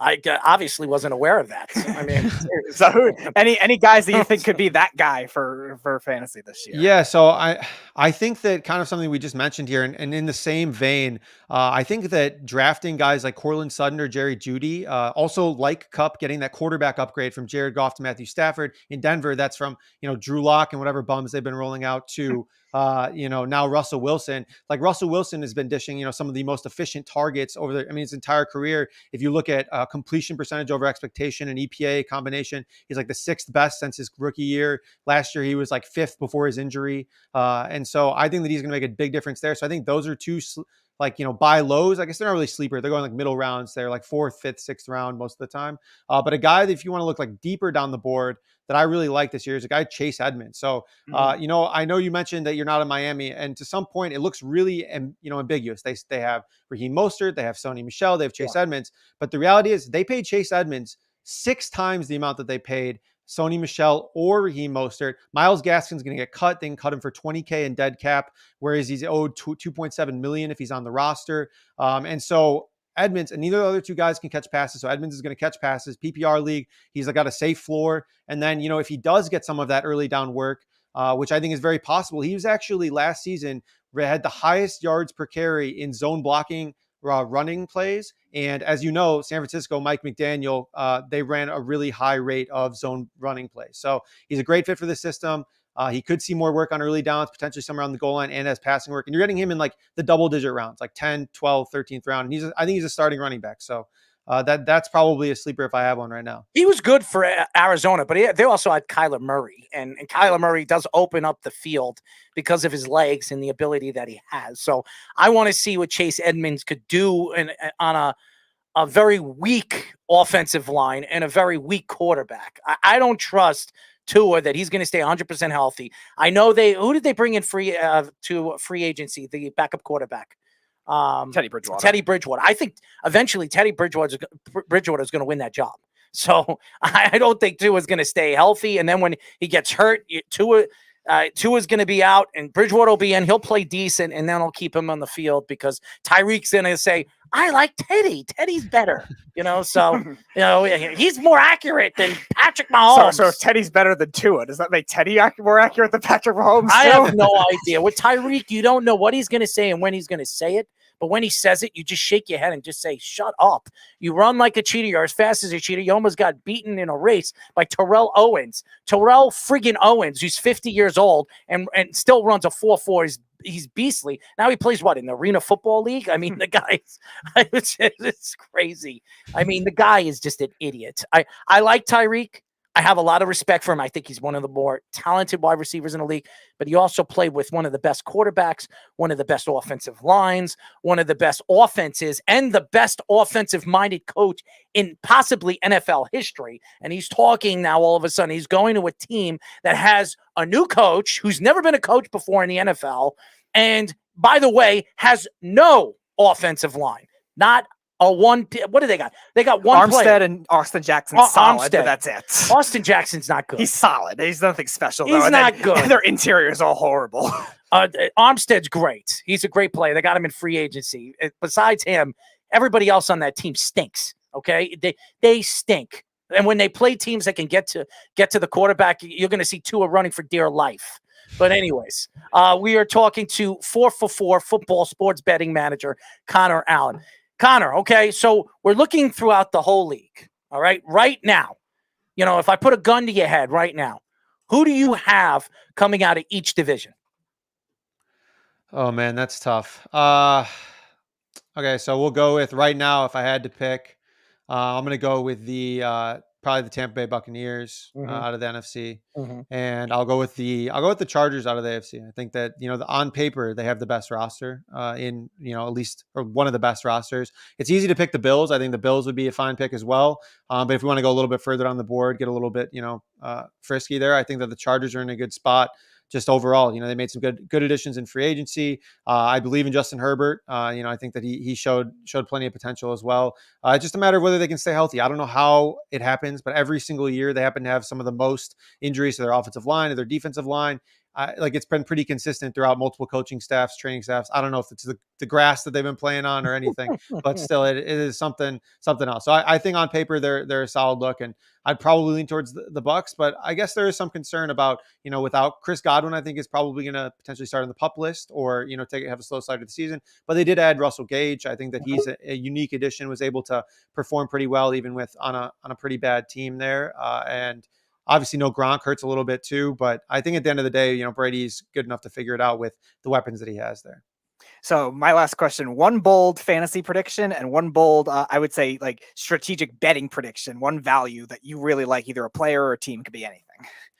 All right. We'll start with fantasy here. I'll go with, so I would, if possible, I would draft like Lamar Jackson in every league, just because of his rushing upside. I think they're going to get back to the ground game. They signaled that in the offseason. They traded away Marquise Brown. I think you're going to see him back to just being like an uber efficient rushing attack. Their defense, obviously, they were actually last season one of the most injured teams in NFL history, according to Football Outsiders, games lost by their starters. And so, you have a lot of those guys returning. They made some good offseason additions. I think Lamar's maybe not going to go crazy or anything, but I think that he adds enough with his legs that he's a great pick. And he's going really, 6th, 7th round. Like you used to see him in the 2nd round, 3rd round. So I think that's a great pick there for fantasy. In terms of betting here, so I think a player prop that I just took here is one that I like is Ryan Tannehill. I took his under on his passing yards, actually. It was at 3,700.5. You're looking at that. He barely got over that last season without Derrick Henry being able to run the ball for half the season. They lost AJ Brown. Now they're rolling out, 30-year-old Robert Woods coming off an ACL, and Treylon Burks, who, as I mentioned, was not really performing in minicamp at all. I think that even if both of those guys are healthy and like completely fine back at their A games, you're looking at this being like a 50-50 proposition. And like I mentioned here, with Henry back, we have him projected for 3,500 passing yards. So I think that an under there, if he gets injured, you win your bet. If Malik Willis starts, you win your bet. If I think there's a non-zero chance of that too if he's not playing well. So, that's another look there if you want to take one of my bets. Ryan Tannehill stinks. Okay. That also. Yeah. He stinks. Okay. And I would bet anybody that guy's probably going to lose his job before the season's end. They have nobody to throw to. Unfortunately, I feel bad for the Tennessee Titans because they had their chance to win the last 2 seasons. They just choked. They absolutely choked. And I think the team to look at this year, because I think Kyler Murray is looking for a big contract. He's been they gave him Marquise Brown, his best friend. They want to make him happy, so they gave him his best friend. I know Hopkins could be out for 6 or 7 games because he got suspended. Who would have thought he's doing steroids or human growth hormones, whatever he's doing? But nevertheless, it's football, not baseball. So I think that team, when they get to full strength, I think they're very talented. And I think that he's going to prove everybody wrong for what happened in the playoffs last year. By the way, they did lose against the LA Rams, who, by the way, won the Super Bowl last year. So I don't know why everybody keeps saying, well, Kyler, he didn't look good. It was his first playoff appearance. So I don't expect a guy to just walk on the field. What Lamar Jackson, was he good his first playoff appearance? No. Eli Manning was shut out. Josh Allen, was he good in his first playoff appearance? No. I mean, come on. Patrick Mahomes? Yeah, well, Patrick Mahomes, he went to a team that was just all around talent. Travis Kelce, Tyreek Hill. He has running backs galore every single year. They had Hunt there when he was a rookie. It's not fair, when you have a guy like Patrick Mahomes. But nevertheless, I think it's very interesting. Last question for me, man, before we let you go. You look at the league this year, and there's a lot of interesting stories that are going into the season. When you look at one team in particular that you think is just going to be a complete bombshell of what they were last year, who would it be and why? Ooh. So you're asking me like which team I think is going to absolutely collapse this year, fall apart when everybody thought what they did last year was fantastic and they're going to be even better this year. What team is just going to completely collapse this year, which we see every single year? Oh man, I think that the answer here is I don't know. I think there's two potential answers here in terms of teams that were good last year. That the Titans, I think, are a very clear example of something we just talked about there. Like you said, Ryan Tannehill stinks. Is he going to be able to overcome not having weapons? His offensive line is still not that good. Their defense has tons of holes. I mean, I think that the Titans are massively overrated. I thought that last year they were one of the worst number one seeds in NFL history as is. And like I was all over the Bengals potentially beating them. So I think this year they're a good look as well. And I think the Cowboys too, they're another team that has plenty of holes now without Cooper. Michael Gallup's probably going to miss half the season. So who are they going to throw to? CeeDee Lamb, Jalen Tolbert, James Washington. I mean, it just doesn't have the same sting. And then Ezekiel Elliott has been uber inefficient, and obviously he's been injured, on and off, but still he's getting older. And I think Tony Pollard's good, but they just don't seem to want to use him like they do. I mean, they just signed Zeke for more money. So I don't know. I think those two teams both could regress big time. It's actually interesting. We mentioned that the Titans were very overrated. We actually had Aaron Schatz on the show, who's an AP writer, and he's an MVP voter. He actually was saying that his analytic tracker had them as the worst number one seed in NFL history. Really? Wow. Yeah. Well, the team that I think is going to take a step back from last year is the Buffalo Bills. They lost their offensive coordinator, Josh Allen, that has his lean on guy that, has really developed his skill. And he wasn't the same quarterback when he came into the league. I think he's definitely going to have to figure things out himself. And I think he's going to take a step back. And I don't think this defense is as good as they were last year. They lost a lot of veterans in the offseason. They brought Von Miller in, but we'll see if Von Miller can actually stay healthy for the amount of money that they paid him. But, anyways, we really appreciate you joining us, Connor. You're awesome. And we would definitely like to get you on. Tell the fans how they can find you on social media. Yeah, I appreciate you guys having me on. You can find me on Twitter at Connor Allen NFL, and I write for 4for4.com and do a weekly betting podcast called Move the Line. Well, we would love, first of all, when Speedy told me you were coming on a show, I actually checked out your podcast. You guys have an interesting podcast, and if you guys want to get betting tips, you definitely got to check out their show, because I think it's very interesting. And Connor has his good takes when it comes to what's going on in the NFL. So we really appreciate you, bro, and we'll get you on again soon. Yeah, I appreciate you guys having me on. Thanks so much. Connor Allen, 4for4 football sports betting, fantastic guy, smart guy, and he knows his stuff. So check him out on social media, Twitter. He posts up things every single day. And he has a great podcast. He's a sports bettor. He knows his stuff. So very, very interesting guy. When we come back, we'll be talking to our friend, Pro Football Focus and Sirius XM Fantasy Football radio show host, Brian Drake, here on the Sports Loudmouths. It's the Worldwide Sports Radio Network. Take a look under your bed. Find stuff under there? What about jobs? No? Now try your basement. There's a pair of overalls that overall you're not so into anymore. A perfectly good laptop that hasn't sat in your lap in months. And even more stuff, but still no jobs? Well, you really have both. See, stuff is defined as household articles considered as a group. Sometimes this stuff is no longer needed. Wait, no longer needed? That can't be right. Because remember those jobs you were looking for? Those are really needed. And they're the stuff inside your stuff. Even inside that winter coat that moved with you to Phoenix. Our job is to unlock those jobs, and it starts when you donate your stuff to your local Goodwill. Here's how we do it. When you donate to Goodwill, we sell your stuff to provide job training for people right here in your community. So just by teaming up with Goodwill, you help create jobs. And isn't that worth parting with the leftover guitar from your 80s cover band? Goodwill. Donate stuff, create jobs. Find your nearest donation center at goodwill.org. A message from Goodwill and the Ad Council. You're listening to the Worldwide Sports Radio Network. This is the Sports Loudmouths.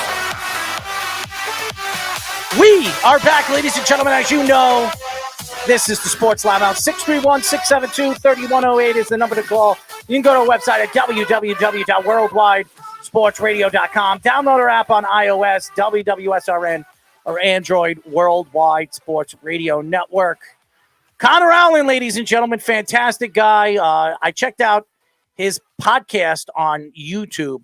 Very interesting show. Guys know what they're talking about, but this guy knows what he's talking about. We had him on a couple of months ago. Fantastic personality. We are now talking to Pro Football Focus and Sirius XM Fantasy Football radio show host, Brian Drake. What's going on, Brian? Errol, Petey, how are you folks? Thanks for having me back on. I'm glad I can make an appearance here. And I just love, because you guys bring this like gritty New York vibe that I love, because I'm a New Yorker, although I'm upstate. But I love that New York sports radio. It's kind of stuff I grew up on, Mike and the Mad Dog and FAN and all that great stuff. So I love listening to you guys. I love the passion and the hustle that you guys put into this show. It's awesome. Well, we like to dance too. I don't know if you want to see him dance. I mean, if you like watching like the nasty Rockettes, bad kicks, and dancing like a chicken, you can come and check out Speedy on his birthday. Definitely an interesting guy. But personality-wise, the guy has a tremendous amount of talent, and we really like to bring out a different attitude when it comes to sports, because I think sports radio has really become boring, and so everybody talks about the same stuff. It's repetitive, and it has no like personality to it. And I think what we do is I think it's just about entertaining people and letting people understand that the fans should have a voice, but also have a voice through us. And that's what we like to do when we talk sports. So we really appreciate you coming back on with us. Yeah, I'm a radio nerd from way back. I could sit here and talk theory of sports radio with you and all that all day long, because you're right. And when you look back at, I'm a big Howard Stern fan and Colin Cowherd and guys like that, Tony Kornheiser, and really it all radio is creating an atmosphere where you feel like you're friends with the host. Like you listen and you're like, oh yeah, I'm buddies with Errol. I'm buddies with Speedy Pete. Yeah, like these are my boys. And like, I'm just sitting back. I'm a fly on the wall listening to them. And if they say something crazy, I'm going to call in. And it's guys you would enjoy hanging out and having a drink with. Versus, now everything's just like, oh, how hot can my take be? And I can get clicks on Twitter for it and all that. It's like, nobody cares about that. Like that, you're not building an audience when you do that. So I don't know. That's just my. You're absolutely right. And it doesn't make any sense to me because, in this industry, and I've been in the industry for over 9 years and doing radio for a very long time. We're on 103.9 FM here in Long Island, which has become one of the better, more popular shows out here. But nevertheless, I feel like, pitching the show to national stages like ESPN and CBS, when you're giving them like different takes on what you're doing, they want you to be less personality and more just straight to the point. And I don't understand that. It doesn't make any sense because personality is what sells you. Personality is what changes you from everybody else.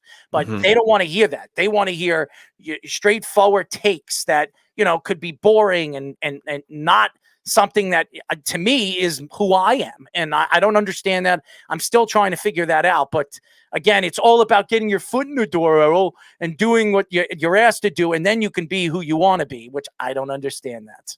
So. You don't even need that nowadays. I mean, look what you guys are doing right here. You can create your own platform in 2022. You don't need WFAN or whoever in New York City to let you in. You can go become huge on YouTube and all these different apps out there. So yeah, keep doing what you guys are doing, man. I remember I have this autograph, and I hate Jim Rome, so it's funny. But I have this Jim Rome autograph picture from when I was probably, 12 years old, and he signed it, "Have a take and don't suck." And I had one from him, and I had one from Scott Farrell autographed in my room. And I know Scotty. Yeah, I loved listening to Scotty Farrell way back in the day in like the 90s on WHEN in Syracuse. And he would call in and doing a Scotty Farrell. And I loved it. God, I was in. It's so funny with the whole Scotty Farrell. I was at the Stanley Cup Finals with Boston and St. Louis, and I was driving home after the Stanley Cup, after St. Louis won the Stanley Cup, and I'm driving home all the way back to New York, and Scotty Farrell's on, so I'm like, I'm going to call this stupid show, and I'm calling him up, and he's got the most unique, ridiculous voice, and as soon as he put me through, I couldn't stop laughing. He says, "Are you going to ask me a question?" I was like, it's like, you ever watch the Muppets? Yeah. He's like a Muppet character. That's what he. Scotty Farrell is an interesting dude, man. He definitely is, but that's who he is. He's a different, unique personality, and that's what made him. And you're absolutely right. And I think platforms you could form. But to me, I've always wanted to be center stage on a national grid. I want to be one of the biggest sports radio show hosts in America. And the only way you can do that is getting on a national stage and proving yourself through the national stage. And we have a lot of guys that are doing that now that have worked under us, that I've worked personally with, trained them, and they went the route of, kissing, what? I don't do that. I'm not going to do that. I feel like I want to be who I want to be. And I feel like, now with the industry the way it is, and so dried out with personalities and people that think that they know and have an ego trip, it bothers me, man. And I don't understand why the industry is like that, where you have to beg them to say, hey, listen, give me a 30 show contract. Let me show you what I got. And then after that, if you don't like it, we could part ways and we'll never have to talk again. And if you love it, then we could sit down and I could tell you, I told you so. Okay. So I don't understand the industry. I'm still trying to figure it out. For all the connections I have in the industry, I don't go to those connections. I feel that I can do it myself, and I have the unique personality to do it and give the nation and the national grid a different way of sports radio, something that they haven't heard before. Errol, it's funny. When I was in college, and I was interning, I interned at a sports radio station in Syracuse, and the anchor, our midday anchor at the time, was primetime Adam Shine. I know him too. Yeah. And I remember going on there, and he was great. And God bless Adam. He is as talented as it gets. That's why he is where he is. And I remember going back to my little college radio station and doing my show. And, all these guys are trying to go, like you said, they're going to stations to try to emulate somebody who is already there. Right. And my whole thing was, I was like, I'm already better than these guys. Like, and mentally, that's how you have to be. You have to be like, no, this guy's show sucks. Like, you guys are never going to draw an audience. You got to have a little personality. You got to have a little flair, a little showmanship. And Stern had a great point about that early on when podcasting started coming out. And he was so anti-podcast. I remember he was talking about Adam Carolla's show.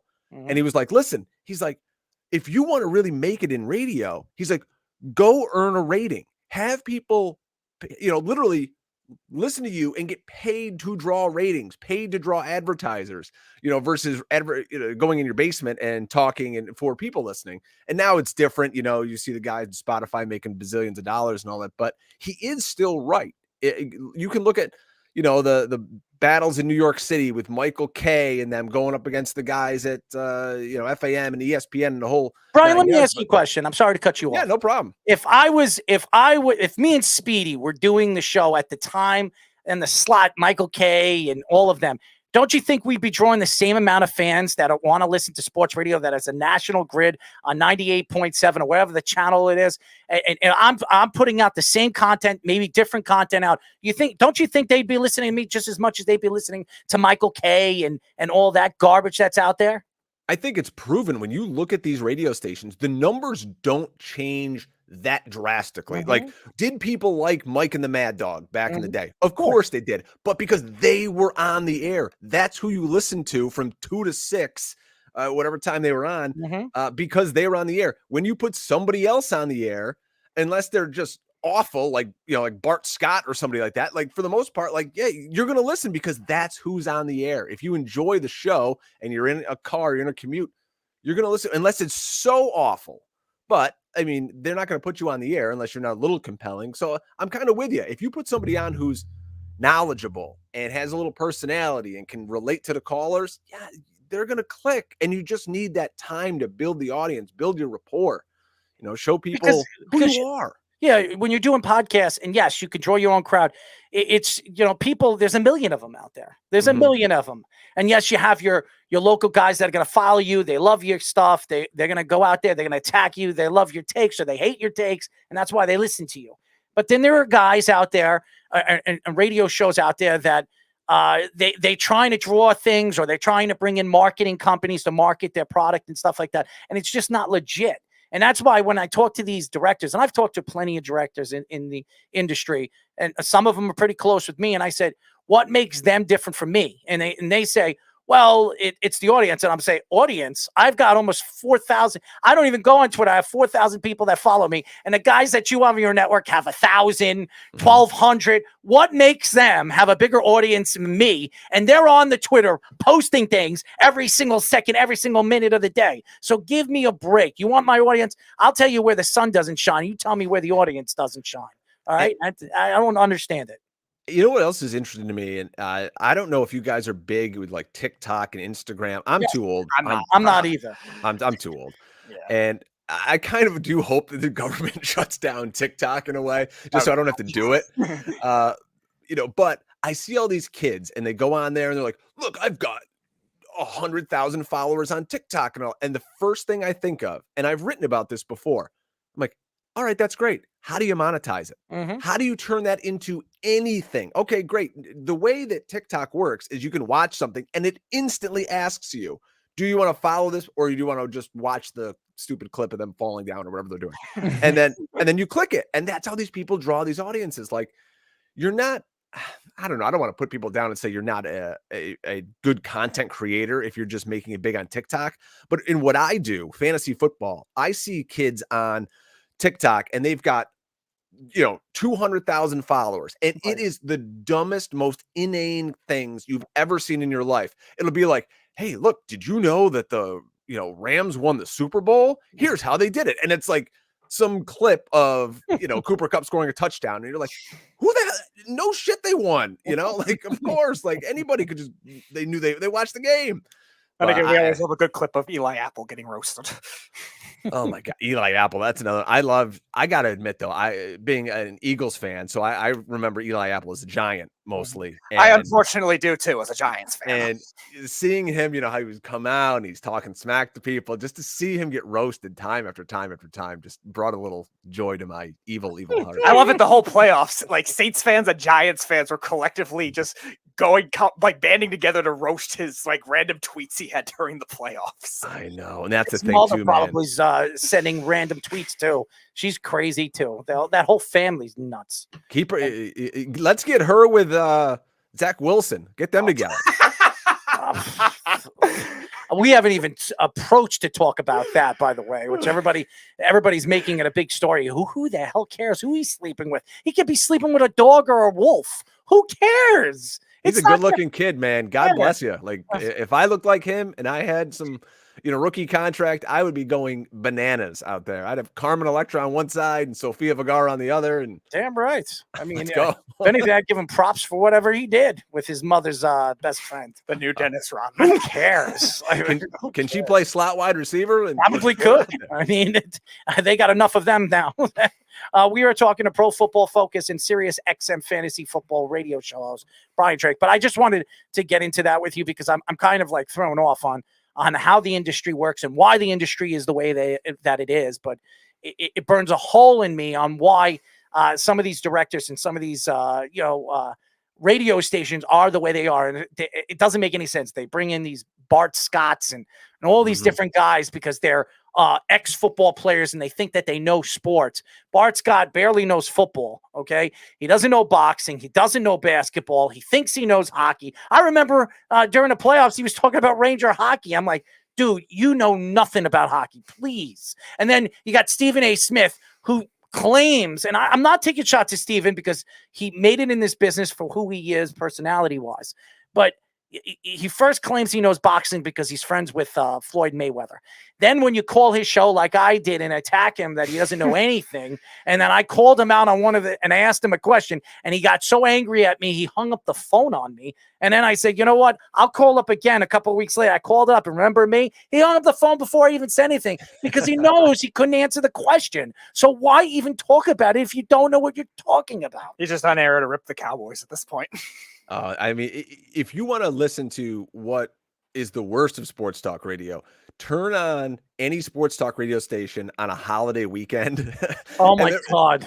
There was like a Real Men of Genius. Remember those old Bud Light ads when it's like Real Men of Genius? And it was like, here's to you, weekend fill-in sports talk radio guy. And it's like, they're the worst. The worst. Yeah, you are right with a lot of these ex-athletes. I don't know why ESPN and these stations, they just drum up these guys. Like, Brian, there's got to be somebody more entertaining out there. Look what the Mannings are doing. Okay, are the Mannings big-time stars? No. The biggest. Well, they're big stars, but radio guys or TV guys, they're not.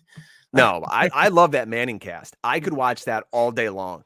But you know what killed me with the Manning cast? It's the same thing we were just talking about. What do we want? We want interesting conversation. We want to feel like we're a fly on the wall. That's what was great about that show, was when it was just Eli and Peyton talking football, and they're like, oh my God, watch this corner over here. You got to throw this hot route and blah, blah, blah, all this great inside stuff. When did it start to suck? Hey, now we're going to have Condoleezza Rice on the show. Now we're going to have Kevin Hart on the show. Now we're going to have, like, nobody cares about those people. Marshawn Lynch was funny, though. Yeah, I don't need Phil Mickelson on the show now and all that, like, for all that. You know, even as great as Pat McAfee and all the money he's made out there, it's like, I don't need that. I want to hear these guys talk football.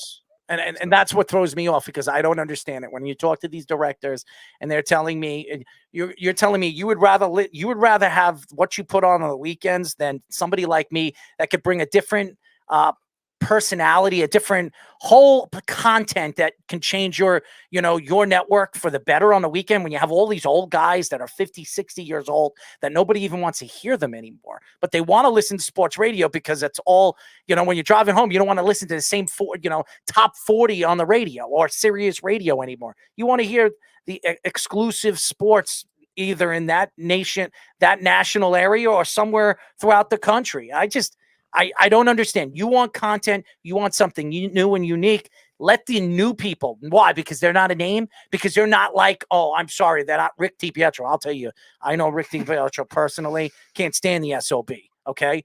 But all these guys, because I'm not a big exclusive name like these guys, you're not going to give me a shot. Get the hell out of here. Okay. We got to start a hashtag, give Errol a chance. Oh, you want to know something? In connections to this, and I'll tell you this, Brian, I've talked to a lot of the industry conglomerates, okay? And I have a lot of respect for all of them. I have nothing bad to say about any of them. But if you're going to tell me, they say they like egos, and here's my ego. If you're going to tell me right now that what is on the radio throughout the country is better than what I could put out there, I will tell you you're a crock of you-know-what. Okay, because there is nothing that I have heard out there that really sells to me as a fan for what I could put out there that could sell the industry a completely different way. Howard Stern said something very interesting to me when I met him, when I've done work for him as a DJ, and he told me, never change who you are. Be who you are. That's what people are going to grow to. That's what people are going to love about you. Not to change for what the industry wants you to be. And I'm that's the same way I am. When I'm asked to put out a clip tape to let me hear what you stuff, and they say, well, less funny, just be yourself. And that is me. What do you want me to do? You want me to talk out of my ass? How about I just stick my ass cheeks to the mic and talk out of my ass? Maybe that'll let you put me on the radio, because half the people that you have on the radio networks aren't sellable to me, and it don't sell to anybody else. So that's just my take on that. It's tough. I'm such a huge fan of local radio, and sorry to anybody who tuned in to talk fantasy, but you can get that anywhere. We're talking. this is more interesting. But I'm such a fan of local radio, and I live up in Syracuse, New York, and there's literally now only one radio group that's remotely local. And they've got the rights now to, Syracuse University sports and all that stuff. And God bless them, because otherwise everything is just corporately owned, and it's terrible. I mean, my best friend, God rest his soul, he was a news reporter, died in a DUI crash. Oh, wow. But he worked for this news radio station here in Syracuse, and it was a local news organization, local guys on the air, morning, afternoon drive, local news. So if I want to hear about, what's going on in Syracuse, what's going on in Central New York with the politicians, with the football team. Maybe I don't want to hear about the football team, but whatever it is. But there's local guys now. Next team to move. Yeah, please God, can we go to the Big Ten? We can play lacrosse. We're usually okay at basketball. Can't be any worse than Rutgers. That's a whole nother thing as we get into that. But how is Maryland and Rutgers in the Big Ten? I mean, if you're Syracuse, I had a whole conversation with a big Michigan fan about this. Syracuse is more of a draw for New York City than Rutgers is. And for that media market and for the alumni base down there. Maryland, why in the world Maryland's in the Big Ten makes zero sense. I mean, a founding ACC school, like, what are we doing with them it's a joke. All these conferences are a joke at this point. It's going to become, hey, we've got two huge mega conferences, and then you know what we're going to do? We're going to split them up into small geographical sub-conferences, exactly what they used to be. And then we just go into this big playoff that everyone's wanted for years. The college football is going to be dead in 10 years because of this nonsense. Sports radio is going to be dead in a few years too, with the way they're going, because nobody wants to give endorsements or advertisements or sponsorships for the garbage that is out there. And then they overcharge for sponsorships and advertisements when they rather pay podcast companies less to produce it because they're drawing just the same amount of people. So if sports radio doesn't figure out what's going to draw more people nationally, they're going to be out of business very, very soon as well. And that's not taking shots at any director out there. I'm just speaking the truth. And if you guys are going to sit here and tell me you don't know what I don't know what I'm talking about. I started a digital sports radio station that didn't exist in the industry. There was none of them. I believe I was one of the first sports digital radio stations. I definitely was one of the first digital platforms that had an app that none of these digital platforms had in the beginning. I had one 4 or 5 years ago. So you can't sit here and tell me that I don't know what I'm talking about digitally. It's all transitioning digital. Mm-hmm. And I think that the industry is becoming more absurd with the guests and the stupidity that they're putting out there, because, they'd rather put felons on their networks, guys that have been in and out of jail, and people know who I'm talking about, okay? People that have were in and out of jail, and then all of a sudden he's on a radio station again because their ratings were horrible, and they put him out there, and they're trying to sell it. And yes, his ratings are up because of his name, but now he's talking about this and that for what he did, and nobody gives a crap. Nobody cares what you did. The Dallas Cowboys of radio. I don't give a crap, okay? Because if that's what you're going to sell to me, and that's what you're going to sell to the fan that has respect for the business and puts their heart and soul into the business because of what, the time that he gives to the fans, the time that I've put into building a product, and you're going to give it to that guy because, hey, he's been in the industry and because he had a show, then you know what? You're as clueless as anybody that's been in the industry.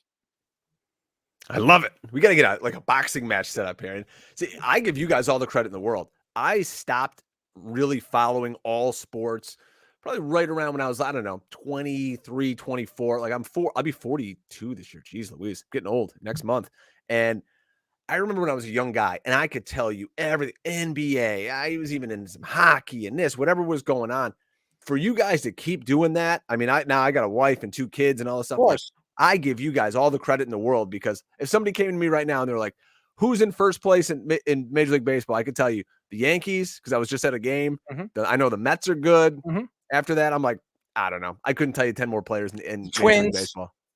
The Twins are over there. Yeah. The Twins will eventually lose to the Yankees in the playoffs. Like, they do every like year. always, and Oakland always loses to the Yankees in the playoffs, even though they're horrible this year. They're the worst team in the American League this year. I mean, it's just, and who would have thought that the Orioles would be on an 8-game winning streak? I mean, it's ridiculous, but that's baseball. But and Carl, one of our fans, says Errol isn't lying. Check out Periscope broadcast years back. I was the first broadcast, sports broadcast on Periscope. Me and my partner, we were the first, and we had 40,000 fans follow. We had Disney reach out to us before they bought into ESPN, and they wanted us to change who we were, and I wasn't going to do it.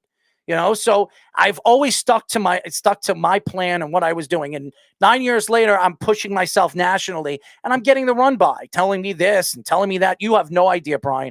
Stick with it, man. Just keep putting stuff out there. People can find it. I mean, if you're on, like I said, basically YouTube's the biggest search engine there is. That's where people are going to find you. And you know what it is? There's so many people on YouTube, and that's why to me, it's like, you put me on a national stage right now. I could tell, and I've told this to these directors. I'll give you something you don't have. I guarantee you, I will give you something you don't have, and it will draw the fan. I've always, and Speedy could tell you this, I've always been a personality that draws to the fans. No matter if you love me or you hate me or you're just disgusted at what I say, I do know what I'm talking about. And even when you argue with me, I'm going to have an understanding on where I'm going to go to attack it. And by the way, I don't watch as much sports as I used to 5-6 years ago. So people say, how do you know so much?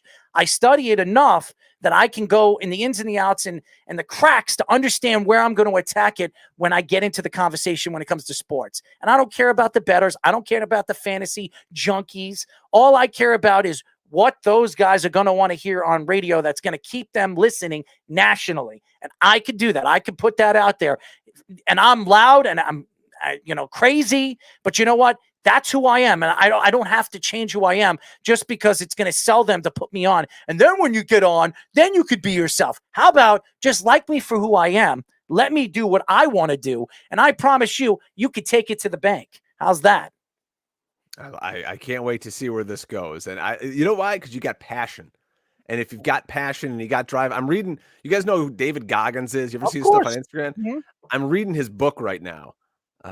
I think it's called You Can't Hurt Me or something like that. And I'm whizzing through this thing, and I'm not a huge reader, but man, oh man. And it's kind of the same thing. And it's just like, you just don't get broken. You just dig down deep, and you can just go so much farther than you know, because everyone's first inclination is to quit, and everyone around you is going to put you down because they don't want you to be better than them. Mm-hmm. So people are going to tell you that you can't do it and that, you're never going to make anything of yourself. So, if you got the hustle, man, and you got the drive, Errol, I like where this is going. I don't know if we ran off whoever was in that Speedy Pete's other chair next to him. But No, nobody's there. No. No. The guy that used to be there stepped away from the show literally, I think, 2 weeks before the first time we had you on. Yeah. And man, I love it. And you just left the chair there for him. We just left the chair. And it's now a ghost. Yes. The truth is it's not even about the hustle and stuff like that. The industry is paying these guys millions and millions of dollars, and they're not putting out what they've promised. And of the one thing I've always done, and I stick to this in what I do. This is what I want to do this is a passion of mine. This is what I want to do for a living. And it's not about being on TV. I want to be a voice of the industry, because I believe I have a lot to give to the industry. And I believe what the industry is lacking is something from our personalities that we should be driving it to be listened to. And I think that, with Mike and the Mad Dog, I think it's so interesting with them because they brought out two different personalities. One that thought he was an ego trip, and the other one was just loud and crazy. And they both work together. And the one thing that I have done in whoever I've worked with, including Speedy, I give them an opportunity to be a personality with me. Give or take, loud, crazy, stupid, dumb. We're going to give you the best content possibly out there. And for somebody to tell me I've got to change to get on and then be the person that you want to be, that doesn't sell to me, and that doesn't sell to the people, because that's not me. And that's wrong. And to me, what I'm going to do is when I get on and whoever gives me my chance and lets me go national, oh man, when I start to break through to the fans and stuff like that, not only am I going to give them lip, they're going to wish when I called them the first time that they gave me that shot, because I will make it and I will put it in. I will stamp myself on the board and make sure that I am heard throughout the country, no matter what, sports or not sports, personality. I'm going to give them something they never heard before. Howard Stern or not, I'm not Howard Stern, nor do I want to be. But I am different, and I don't have to change who I am for no one. And I'm going to make sure that when it comes down to it, they're going to hear me, and they're going to hear it loud as a roar from a lion, a tiger, or a friggin' bear. All right? That's all I'm going to say about that. This is like a great wrestling promo. Heading into WrestleMania this week, like Ric Flair's got his last match coming up. Woo! Stop it. But we're going to keep you on. I want to ask you some questions before we let you go. Again, we are talking to Pro Football Focus and Sirius XM Fantasy Football Radio Show host Brian Drake. Brian, I want to go into New York sports because it's so interesting. We got into the Jets. The Giants, they have a new coach. They had a pretty good draft. They added a top end offensive lineman, a top end pass rusher, and Thibodeau. What were your thoughts with their offseason? Does this team, with their schedule, make them a 7 or an 8-win season where they're going to surprise the league? I mean, I look at the Giants. I just mentioned my buddy there, Bill, who passed away. He was a diehard Giants fan. He made me a better fan because he was so passionate. He was so knowledgeable. So I always knew so much about the Giants because that was his team. I look at the Giants right now and I say, this team has so much freaking talent on offense. Like, why can't we put it together? So they went out, they got Brian Daboll. Brian Daboll, the question can be said, guys, did Brian Daboll make Josh Allen? Or did Josh Allen make Brian Daboll? Now, his record as an offensive coordinator with Josh Allen, he was 34-15. Every other team that he was the offensive coordinator for, he has a record of 18-46. So it's going to be real interesting now, and he's going to get probably 3 years to see what he can do, and you're going to get 1 year at least of Daniel Jones to see if he can turn it around. I mean, Saquon Barkley, all the money you've invested into this offensive line. I like Kenny Galladay, Kadarius Toney, Wendell Robinson. You put a high draft pick onto him. Like, it's all there for Daniel Jones. That's going to be the linchpin of this team. What can Daniel Jones do? And if he can't do it, then the Giants will be in the running. This is a great draft class coming up in 2023. So the Giants, if they have another season where they're picking in the top 10, they've got a great opportunity for the future with a young base. I mean, I'm not looking to extend Saquon Barkley or anything, but you get the offensive line under control. Now you got, the nice defensive end that you brought in this year. You're going to rework that secondary. Just got rid of Bradbury. I think things are moving in the right direction, especially in the front office for the New York Giants. Yeah, your team has James Bradbury, and they get to face the Giants twice a year. Yeah, that'll be a tough one for me to have to adjust to as a Giants fan. Funny thing is, I had a buddy who knew his agent, Bradbury's agent, and he goes to me, and this is before Bradbury signed with the Eagles, because I always, if you're a fan of a team, you want every good free agent to sign with your team, and they were like, "Listen, this guy doesn't want to play. He's had bad turf toe." And he's got issues. He only wants to play on grass. He's only going to sign with a team that has grass. Philadelphia is a team that plays on grass. Yep. And he only might play for another year or two, and that's it. Then he's out. Because to me, I worry about that. I'm like, oh my God, I don't want some guy that doesn't have a passion for the game. Because you could get halfway through a season and the guy could just be like, nah, I don't want to play, and just kind of mail it in and fake an injury or whatever happens. I mean, hopefully Philadelphia is more competitive this year, so that doesn't happen. But on bad teams, you see that stuff all the time where guys are just like, yeah, we're going to mail it in. We're going to be 4-13 this year, like Houston. So yeah, I'm going to take a few weeks off. And this is an NFC East fan. How often do top players that become free agents sign with a rival team right away? We saw with Deshaun Jackson, we saw with DeMarco Murray. I never saw a division that does it as much as the NFC East does with that. I'm curious if we see a inter-division trade in the NFC West with Jimmy Garoppolo, maybe to Seattle, because Jimmy Garoppolo has to go somewhere. I know there's all this talk of Trey Lance and is there arm fatigue? It doesn't matter. They spent so much draft capital to get Trey Lance. You have to move on from Jimmy Garoppolo, and you're going to this offseason. I think there is a shot they either release him and Seattle can sign him for nothing because they don't want to pay him, what he's worth or what he's owed, excuse me. Or, if you have to trade him and he's a stopgap kind of guy, I mean, what are you really going to give up for a Jimmy Garoppolo? A 5th, 6th round pick to have him for a year? So I don't know, but God, they need help out there in Seattle, unless you're just totally tanking for Bryce Young. Look what the Panthers gave up for Baker Mayfield, a 5th round draft pick. The Jets absolutely robbed the Carolina Panthers for a 2nd and a 4th for Sam Darnold, and the guy's going to be on the scrap heap maybe by the end of this year. So I mean, and that turned into Jermaine Johnson, who and could be a Pro Bowl All-Pro player. Anything is possible, and the crazy things happen with football, baseball, hockey. It's not even about the draft; it's how you build your team and how it makes sense to that organization and that GM on how he wants to build through it. And that's the interesting about the thing about sports. You don't have to be the smartest guy, but you have to have a plan. And if you have the plan and you understand how the plan needs to be worked, it could work. And we've seen it happen as we see over the last couple of years, even the LA Rams. You knew what the LA Rams were going to do. The Rams had the pieces. They had the players that they believed. They needed the quarterback. Well, they traded away their future to get the quarterback. It worked. And then during the season, they made a move here, bringing in Odell Beckham. They needed a pass rusher. They bring in Von Miller. That's what they did. They traded away their future because they wanted to win now. And they needed to prove themselves after a home team like Tampa did it the year before. They wanted to do it again in LA. So it's possible, but you have to have the right base to succeed in football. No question. It's all about, do you have a quarterback? Do you have an offensive line?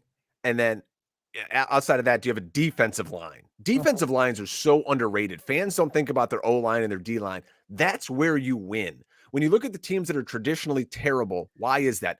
You can't rush the passer. You can't influence the quarterback when he's in the pocket. That's what defensive tackles who make all this money. A guy like Fletcher Cox, who's made $1 bazillion for the Philadelphia Eagles, he doesn't have the big sack numbers. Now, like Aaron Donald. Aaron Donald's defensive tackle. He's probably one of the 5 greatest defensive linemen to ever play the game. It's all about, can you disrupt the passer at the point of release? You want him moving off his set target. And if you can do that, it's going to create anxiety back there, and then it's going to give that split second for the secondary. Because let's be honest, the NFL is a passing league. Everything is set up for these offenses to win. And, the penalties are all called for them. The rules are all in their favor. So, all you want to do is, can you give your defensive backs a split second to try to make a play? And that's really what the NFL is all about now. But I'm looking up and down the standings from last year. And I was listening to what you guys were talking about with Connor before I came on, who's going to surprise. And I was trying to think of myself, like, who's going to, be a really good team, who's going to be a bad team. I couldn't agree more with that Tennessee pick as just the worst 1 seed in the history. And I'm worried about the Raiders. I think the Raiders in that division are going to have a really tough time. And this might sound controversial. I'm not in on the Bengals. I look at the Bengals and I go, okay, you were 10-7 last year. You had this fluky run through the playoffs. You've got the game where Tyreek Hill doesn't, whatever that was, at the goal line and didn't score a touchdown. Like, they don't win that game. Like, Kansas City completely handed them that AFC championship. If they would have had to play Buffalo, Buffalo would have beat them by 70 because Buffalo was flying so high. So to me, Cincinnati was a team. They improved their offensive line a little bit going into this year, but like, everyone's gunning for you. You weren't that good. You played at a really slow pace. I'm not sold on Joe Mixon and anything more than a first and second down back. They never use him on third downs. And people are going to have the book on Joe Burrow. To me, like, everyone talks about Joe Burrow like he's the next Tom Brady. I don't know. He's not. Could he be very good? To me, he's more like Matt Ryan-esque. I don't see him as Tom Brady. Like, I don't know. What do you guys think about him? I think he's the closest thing in my eyes to Tom Brady. I kind of compared him. If you look at Tom Brady's numbers, his first 2 years, and I know Joe Burrow's got hurt last year, tore his ACL the year before that. But if you look at his numbers before that, they're very when Tom Brady stepped on the field, when the Jets knocked him out, you could look at the numbers, how Tom Brady got better and better every single year. I don't know. He's faster outside the pocket than Tom Brady, but I think he commands the huddle like Tom Brady. People respect him. Other teams respect what he could do on the field. So I don't know what Joe Burrow is. And if he can win a Super Bowl in his first 3 or 4 years, being in the league, he could shut people up and shut anybody that says that he's not as good as people think he is. But it's interesting that you say that. The team that I think is going to take steps back, like I said to Connor, is Buffalo. There's just something. I mean, losing their offensive coordinator, a guy that really developed Josh Allen's talent for what he is today. Josh Allen doesn't have somebody to lean on anymore. He's got to take the bull by its horn. I don't know if he can. And they lost a lot of veterans defensively this year. I know they brought Von Miller. They overpaid for Von Miller. And Von Miller, the last 2 seasons, have not been 100% healthy. So you're paying a guy guaranteed, $56-60 million guaranteed, hurt your salary cap for the next offseason when there are better free agents, where you put yourself in a situation that if you're not as good as you were last year, you're taking 6 steps back instead of 2 steps back because you're becoming an older team. And you can look at the NFL, and every year it's so cyclical, where half the teams that made the playoff one year don't make it next year. You can just look at the AFC right now. I can make a great case for 4 or 5 teams that didn't make the playoffs last year that they could absolutely make it this year. Indianapolis, massive upgrade at quarterback, very good defense. Miami added Tyreek Hill, another year of Tua healthy. The Chargers should have been in the playoffs last year. Remember that debacle with the Raiders, and they should have been their a run tie. defense being god awful. Yes. Yeah. So what did they do? Raiders and the Texans. Remember that? Yeah. The Chargers getting blown up by the Texans. The Texans game was horrible. Brian, let's not forget about the biggest one. The Chargers going for it on 4th and 1 at their own 22-yard line. That game was so awesome. I mean, God, I sat there. I think it was a Monday nighter, right? And I just sat there. I'm like, I'm gonna have to get another beer. This is too good. It was the last game of the season, like the last Sunday night game of the season. Sunday nighter. It was so great. Yeah. But I mean, look, they go out and added Khalil Mack. They're just loaded in the secondary. Baltimore, Baltimore is a team. always loaded on defense. I think Lamar Jackson has a resurgent year, and they're just going to go back to what they want to do, and they're going to pound the football. Denver last year was 7-10. Denver might be the most improved team in the AFC now that they had Russell Wilson. That defense is still loaded. So, I mean, that's just the AFC we're talking about, guys. And that's where I think, looking at Cincinnati, what a hard path to try to make it back. And that division isn't great because Pittsburgh's going to be down a little bit this year. We'll see what happens with Deshaun Watson in Cleveland, but it's just a gauntlet to try to get out of the AFC versus the NFC. And that's why. So you're thinking maybe the 5 teams out of the Bengals, the Titans. You said the Raiders, the Steelers, and the Patriots. You think of the last one out of the playoff teams that made it last. Oh yeah, Pittsburgh, they stink. They're not going to make it. Pittsburgh's going to win, 6 games this year with that quarterback situation. New England, I think New England could win their division again. I never count out New England. I think they are winning the division this year. I don't think Buffalo's winning the division this year. I don't. So Buffalo and New England will make it. Tennessee, no. I think Indianapolis wins that division. I think the only team that comes out of the AFC East is the Patriots. This is something tells me this Buffalo team is not going to be the same team they were the year before.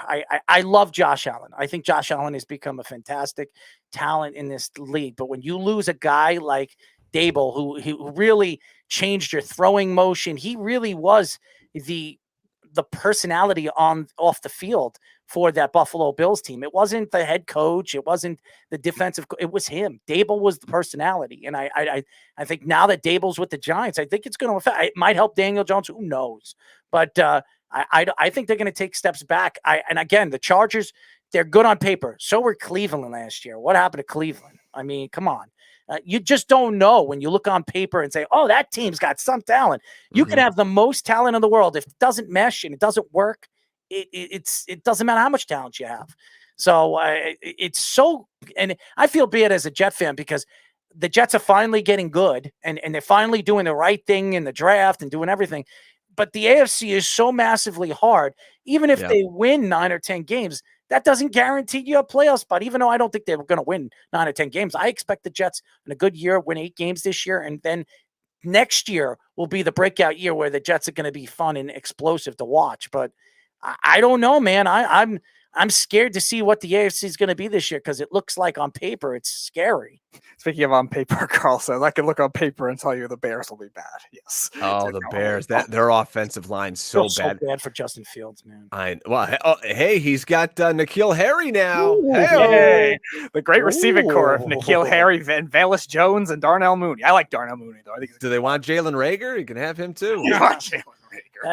We'll give you all the third-tier wide receivers. We'll give you a Denzel Mims. Enjoy. I mean, yes, Jalen Rager is literally the Eagles equivalent right now. I mean, there are some bad teams in the NFC. When you look at Washington's going to be bad. Seattle's going to be possibly the worst team in the NFC with those 2 quarterbacks. Atlanta, nobody trusts Atlanta with Marcus Mariota or Desmond Ridder at quarterback. The Bears suck. The Giants, who knows what you get out of them. Detroit goes from 3-13-1 to 5-12. But a team I can't wrap my head around, guys. I'd love your opinion on this. The New Orleans Saints. Everybody that I listen to is like, oh, the Saints, they're a playoff team. They're a perennial Super Bowl team. And I look and I go, Jameis Winston is their quarterback. What are we talking about here? Well, if you want crabs, he could steal you a couple of those. Maybe buy you a couple. And they've lost their safety in Marcus Davenport, right? Or no, not Marcus Williams. Marcus Williams, lose him. Marcus Davenport's the pass rusher. Yes, and so you lose your great safety, and you got Jameis Williams out there. We don't know anything about Michael Thomas. Nope. And you've got so now you're saying, okay, Chris Olave, a rookie who gives you he's not a physical receiver at all. He's a total finesse guy out there. And Jarvis Landry. I mean, did you ever look at Olave's legs? I mean, seriously. Now everybody was talking about that with Smith when he was drafted by the Philadelphia Eagles. But he's a fantastic route runner. This guy Olave, he's just a go out, go deep. Somebody smashes him he's done. He looks like toothpicks. I can use his legs for toothpicks. He reminds me a lot of Deshaun Jackson, but not as fast. No, I don't think he's that level of a deep threat though. Either. No, He's always thought of I more listen of to a if you listen to like Greg Cosell break him down, and Mhm. people are saying, "Oh, I love it. I like him. He's the number one guy in the class," and I respect what Greg says a lot. He's just like, "What are you guys talking about?" He's like the guy gives you nothing physicality wise. It's he's not going to win off the line. So really, are you going to play him on the outside? But now you've got Jarvis Landry and you got Michael Thomas. You got all these guys you need to play in the slot. If you got a guy who can't win off the line, we saw that last year with Devonta Smith. The great thing about A.J. Brown coming to Philadelphia is because it moves Devonta Smith off the ball because Devonta Smith can't win in man-to-man coverage. He's too small. I mean, what are you going to do? The guy weighs 160 pounds basically out there trying to get off press man. It doesn't happen. The Eagles need to put him in a bunch of bunch formations, like have one big guy and then the quick Devontae Smith. Right there, they complement each other well. Yeah, I mean, their whole offense is going to be just running play action RPO slants to A.J. Brown all day long. That's the name of the game. What you saw in Tennessee, the offense is not going to be that different from what you saw in Tennessee. I agree with you. We are talking to Pro Football Focus, Sirius XM fantasy football radio show host Brian Drake. Well, we've kept him on a long time, and we're happy to have him. He can stay on the whole show if he wants. By the way, Carl says Crab Leg Winston, he got his LASIK surgery, guys, and he can see. Wonderful. Is that going to make him a better quarterback? Is that going to make them the last NFC playoff team? We'll see. I will say probably this. their ceiling. I will say this about the Saints. On paper, they're still a very good team. They have Jarvis Landry. They've got weapons. I don't know who their quarterback is. Very intriguing to see where they're going to be with a new coach. Right. They don't have their, their top end coach who I believe Sean Payton will be coaching the Cowboys next year. I expect that to happen. But especially with the season they're going to have this year. I just think there's no guarantees in the NFC, and in the AFC, everybody expects the AFC. Is it the West, right? With the San Diego, right? Yep, It's West. Everybody thinks that I say San Diego all the time. The LA, I do too. I do it all the time. Yeah. That division is supposed to be the fun division, the most explosive division. Mark my words, and I'm going to say it again. Two of those teams are going to have terrible seasons, and we're going to sit here going in at the end of the year and saying, I thought that team is going to be that good. And on paper, with what Russell Wilson did over there, with Seattle, or Justin Herbert with the talent he has, or Derek Carr having Adams there, something's going to happen. Or Patrick Mahomes losing Tyreek Hill. Something's going to happen to two of those teams that are just going to completely knock them out of the grid of making the playoffs. And we're going to be sitting there and saying, what the hell happened? That's what I think is going to happen. I believe it. I do believe it. See, Brian, there's an easier way to mix up not having to say San Diego and LA Chargers. You just do what I do and call them the least clutch team in football. I don't care. I don't care about the clutch. Talent sells everything, and we've seen that. Does talent make you win? No, but you have the talent. It's like we don't know what Sauce Gardner is going to be. Now, on paper, Sauce Gardner was a shutdown corner. Everybody says is the next Darrelle Revis, the next Deion Sanders, but he's got to do it on the field. He's got to prove it on the field. Just because he was that in college football playing for Cincinnati doesn't mean that he's going to go against men and do the same thing against men. So you got to put up or shut up. And if you don't do it, well, then you're taking, you're going to be 5 years trying to find that other position, trying to find that guy, another guy to fill in that position. So that's football. That's sports. There's no guarantees. I want to just plug my podcast. Go ahead. My podcast co-host, Dwayne McFarland from Pro Football Focus, did an incredible article about what he calls the Super Stack 12. And so what he did is he went to like the Las Vegas Superbook and he looked at 92% of the game totals at or above 50 points this season belong to 10 teams, right? Mm-hmm. It's the Chiefs, Rams, Chargers, Bucks, Cardinals, Bills, Raiders, Cowboys, Packers, Bengals. The AFC West has 3 of the teams projected at 10 wins or more. The Raiders are at 8.5. Nobody else has more wins over has anybody over 10. So, and the AFC West and the NFC West play each other this year. That accounts for 56% of all the 50-point contests and 61% of the 10-win team matchups. So basically, like, long story short, in fantasy, you want to target teams from the AFC West and the NFC West. Because again, in fantasy, I don't care who wins, but it's going to be a shootout because these offenses, these quarterbacks, you're going to have to score 30 to win each week. And that's why the Superbook has all these 50-point totals.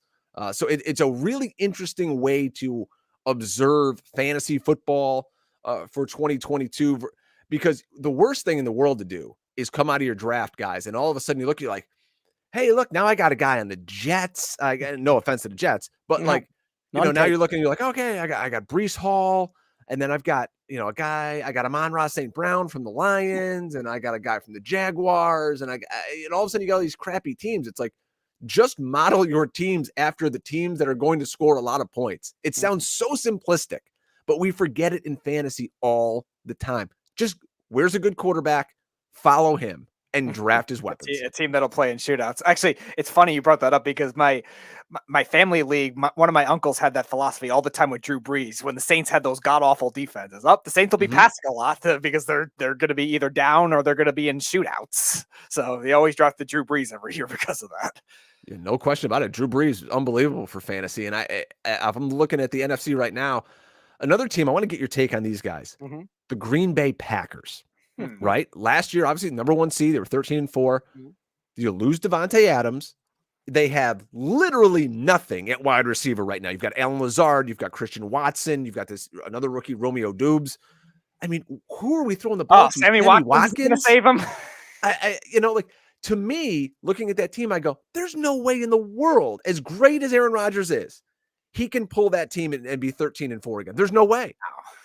I think they make the playoffs. I do. They're the best team in that division still. I mean, Aaron is a transitional player. And just because on paper, those players don't really stand out, like, Sammy Watkins.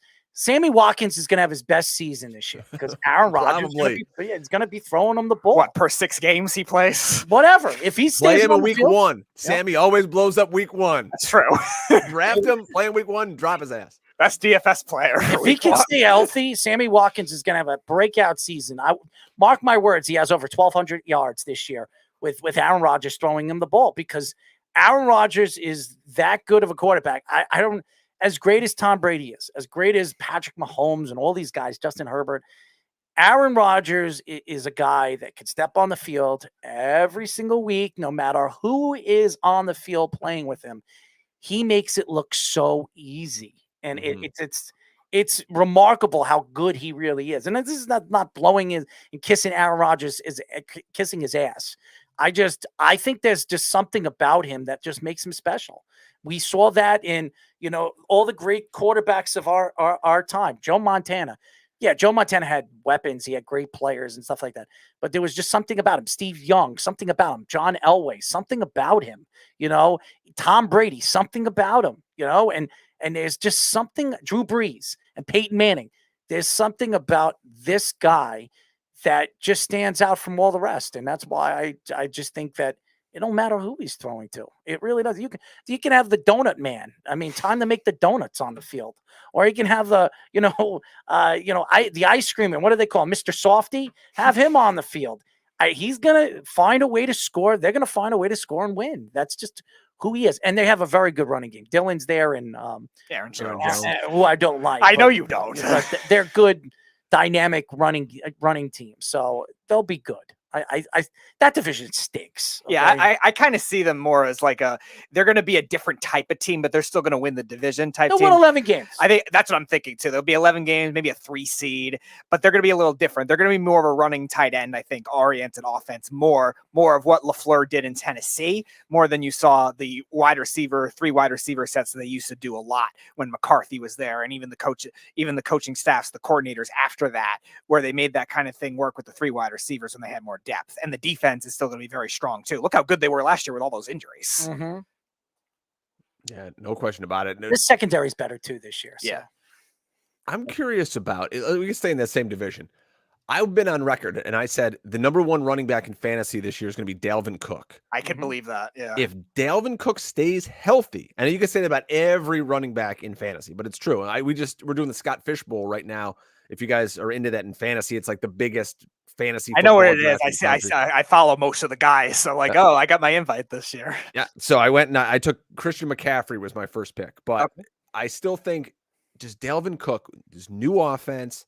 We're going to get out of the Stone Age with Mike Zimmer, and now we're going to use Dalvin Cook out of the backfield even more. I think you're going to be 11 personnel more. You're going to have the 3 wide receivers on the field. KJ Osborne, nice super deep sleeper for folks out there. Yeah. Be playing in the slot. And I just love Dalvin Cook this year. And I think if you can get him into the first round, early second, maybe pair him with CeeDee Lamb, like that's how you win in fantasy football. These guys who are, all the hype is all Jonathan Taylor this year. Everybody's going to talk Jonathan Taylor until they're blue in the face. Okay. Right. Like only one person's going to get Jonathan Taylor. You got to have a plan B Mm-hmm. for your draft. If you're drafting, 4th, 5th, 6th, 7th, you got to pick somebody else. Jonathan Taylor ain't going to be there. So my recommendation to folks is Dalvin Cook this year. I love what he does with the ball in his hand. For the last 3 years in my big drafts, Dalvin Cook has been my number 1 pick. And every year he looks great the first 5 or 6 games, and then he gets hurt. And he gets hurt. Basically, the last 2 seasons, he only missed 2 games. So he's getting a little better. Yeah, but when he came back from those injuries, he wasn't the same player. He plays through a lot of injuries. He comes out. I remember last year he's playing. You're wondering, like, is he going to play through the game? Is Madison going to play? He's working. He's always got some ankle, some soft tissue injury. So we'll see. But that's every running back out there. God, I trust the modern offense to make it more. They were stuck with so many bad. The only guy that doesn't for really get hurt years. until last year is Derrick Henry, and that's the guy. If you're drafting in the first round and you have a chance to draft him, Derrick Henry is going to get the beast. He's going to get the touches. He's going to get the yardage. He's the guy you're going to draft. And if you're getting a number 1 pick, you draft Derrick Henry. That's almost a guarantee that he's going to get you 1,200 yards and 10 touchdowns. Speaking of like top 5 area picks, where do you stand on Austin Eckler? Because a lot of people loved him last year, and it was worth the value of where he went, like in the late first round last year. And I kind of had him in that top 3 area, but also they drafted Isaiah Spiller. So where do you stand on that? It's tough. I mean, people say every year, oh, they're going to find a big back to take carries off of Austin Eckler. And when you look at Austin Eckler, what does it come down to with him? The guy scores touchdowns. And if he doesn't have the nose for the end zone that he had last year, when he had 12 touchdowns, I mean, then he's not going to pay off for you. Touchdowns are so fluky. Yes. So Austin Eckler's a guy I love because he does what you want your running back to do, and it's catch passes out of the backfield. The guy had 70 receptions last year. So anytime you get a running back who's going to get damn near 100 targets, you're all about it. But is he going to have 20 total touchdowns again? Probably not. But, if you're playing for upside and you can get Austin Eckler, 5th overall, to me, that's where you're in that ballpark. Do I want Austin Eckler? Do I want Dalvin Cook? Do I want Derrick Henry? In the ballpark there. Austin Eckler, I think the reason you give him the nod, though, is just because the chance for him to catch all those passes, especially if you're in a PPR league. But there's no way in the world he scores 20 touchdowns again. There's just no way. Errol and I are in one of the leagues that's with one of his friends, and my team, I had so many good running backs. I literally the worst team. It was Eckler, Swift, and Chubb. And I was literally the worst team, not the worst team, the second worst team, because I had just drafted such horrible wide receivers. So if you needed a team of great running backs and not know how to manage anything else, that would be mine. Yeah. They always say the draft, your first 2 rounds draft running backs because they go fast. So and if you don't have a running back, you don't win. Because that's in home leagues. You saved the beef of that last year when he wanted to draft Mahomes. If you're in a full PPR league, you want a running back who's going to catch passes.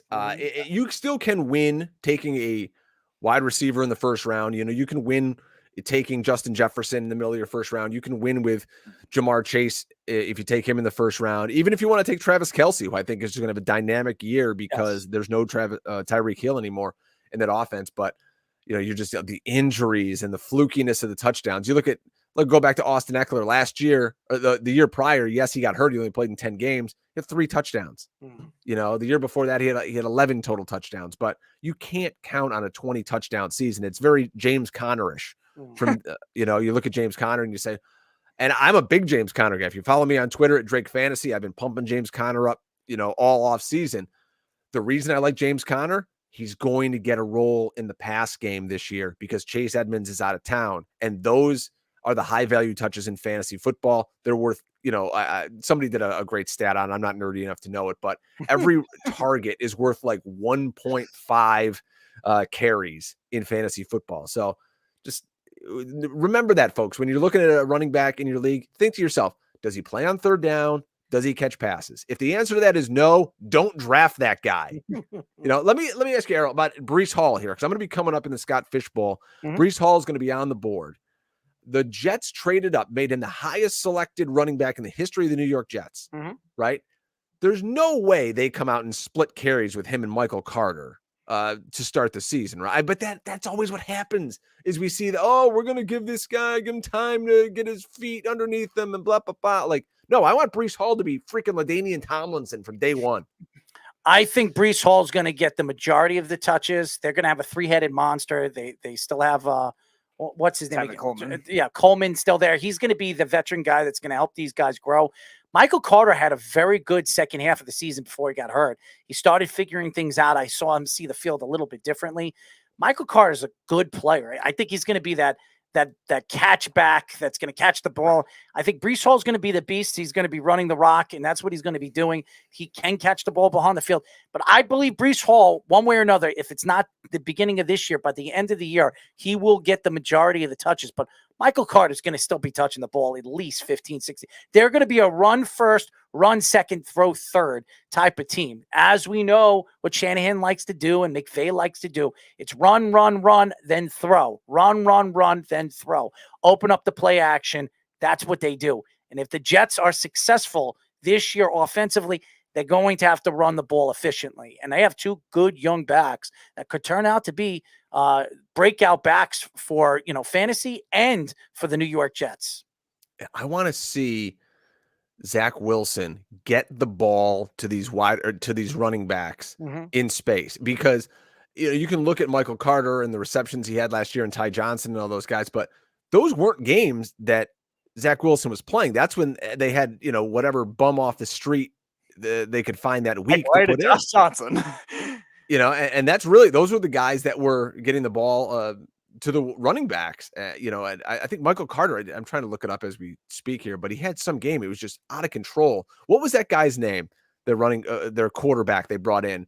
Mike White was one, and then White. Josh Johnson was another. Yeah, White, I guess. It was White, yes. And he looked great. Remember, for like a game, people Yeah, were like, against the this guy, Bengals. Yeah. he might be the guy. Like, this might be a quarterback controversy here in New York. And then what always happens with these backup quarterbacks, they have to play a second week, and they look like absolute trash when there's any speck of film on them.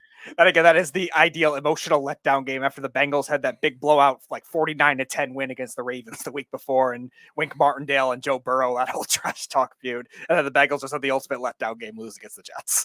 Oh my God. I remember, I'm not rubbing salt in the wounds here, but it had to be insane, that Bucks Jets game.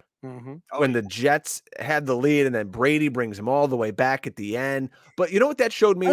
I was actually happy that the Jets lost. It helps you for the draft pick. Yes. It was like the fourth string receiver that I don't even remember his name that got the winning touchdown.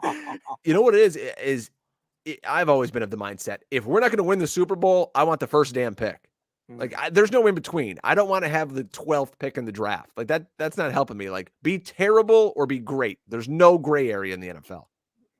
I think that the game is completely transitioned into that either you're going to be good or you're going to be bad. And that's football. There's no mediocre. I think this year we're going to see 9 teams, 10 teams that are absolutely horrible. And then there will be the rest of the teams will be good, but they're so in the AFC, everybody's so talented. It doesn't matter. I'll tell you this. I will bet you that a 10-win team will not make the playoffs this year. Ooh. I will bet you a 10-win team doesn't make the playoffs this year. That's how good the AFC is going to be. Oh, for sure. I mean, there was, I think, 3 last year that didn't. When you look at it, what helped the Steelers get in? The tie.